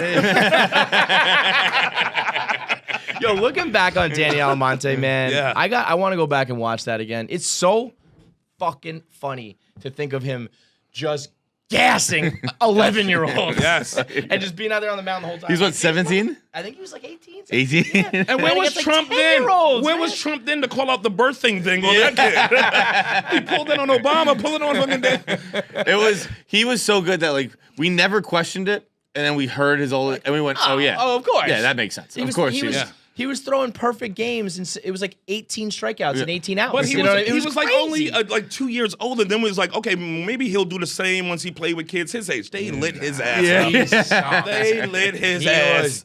That dude should have started steroids right away. You know? I got no shot playing Where against is he regular now? competition. Danny I Almonte? I would love to track him down. If we could get him in I'm here. gonna Google it real quick. Yeah, if we could get him in here and do like a little fucking mockumentary on him. Oh my god. Where is he and what is he special. doing? You know what? Are you a Yankee fan? Yeah, Yeah, of fuck course. the Yankees. I'm a Mets fan. I go to so. Yankees all the time. I love the Mets too. The Mets had the Do best you? You're one parade. of these fucking I was born both and raised ways? here, man. Because sometimes I like the Yankees, but the Mets tickets we can afford. Well, the other day was the 22-year anniversary of that fat fuck Jeffrey Mayer pulling that ball. Oh yeah. I fucking hate that kid. I mean, as a Mets, so I was born in the Bronx as a Mets fan, so my life sucked. I was a bro. Cowboy fan in Brooklyn. Yeah, how'd that happen? Because my cousin Jeffro Pugh played on the Cowboys. Oh, all right. He went to college with my Okay. mother at Elizabeth City State. All right, that's so a decent that was like answer. born That's a decent in. reason. Yeah. It was rough though. A I couple mean, years. yeah, and that fucking kid, like, he arguably like ruined my life. Jeffrey Mayer. What's Danny doing? Danny, actually, I didn't realize he had a He's a very grandfather successful now. high school and college career. He did? Like he wasn't drafted, but he was in the draft. Oh, shit. I don't know what he does now. Oh no, these days he is the assistant baseball coach for Cardinal Hayes High School in New York City. Oh, okay. Hayes, that's in the Bronx, Yeah, right? I was gonna say. I mean, go back to where it was working. You know what I mean? That's right. Where he was a they star. still love him there. So Well, I would say the Mets had the best parade ever. That '86 parade. man. I remember they let us out of school for that shit. Really? Like the teacher was like this, get out of here, go to the Yeah. parade. And the cops let us jump the turnstile. Listen, New York City was in crazy. the '80s throwing a party is like it's gonna be a good time. Everybody was that's why there. Doc couldn't make it because he was throwing Crack. his own party. Because You know what crack's I mean? delicious. That's right. That was a time. Crack man. threw him out at home. Doc was like, I do this all the time. Yeah. There's ticker tape, whatever, man. It's just crack day, man. Wait, Doc just didn't go to the parade? He missed the it. He parade. was He was, uptown he was smoking literally crack. he was literally in a crack house. Yeah. Really? You got to watch the documentary. It's one of like the fucking awesome. saddest things ever, but it's hilarious. He was just He like, said they saw it on TV, and people like this. Shouldn't you be there? He was like this. Beware. I'm where I'm supposed to be. Ooh, that's hot. Ooh, that's hot. all right, man. Let's go next door. I appreciate it though. Thank you so Thanks much. for having me. Hey, Sean.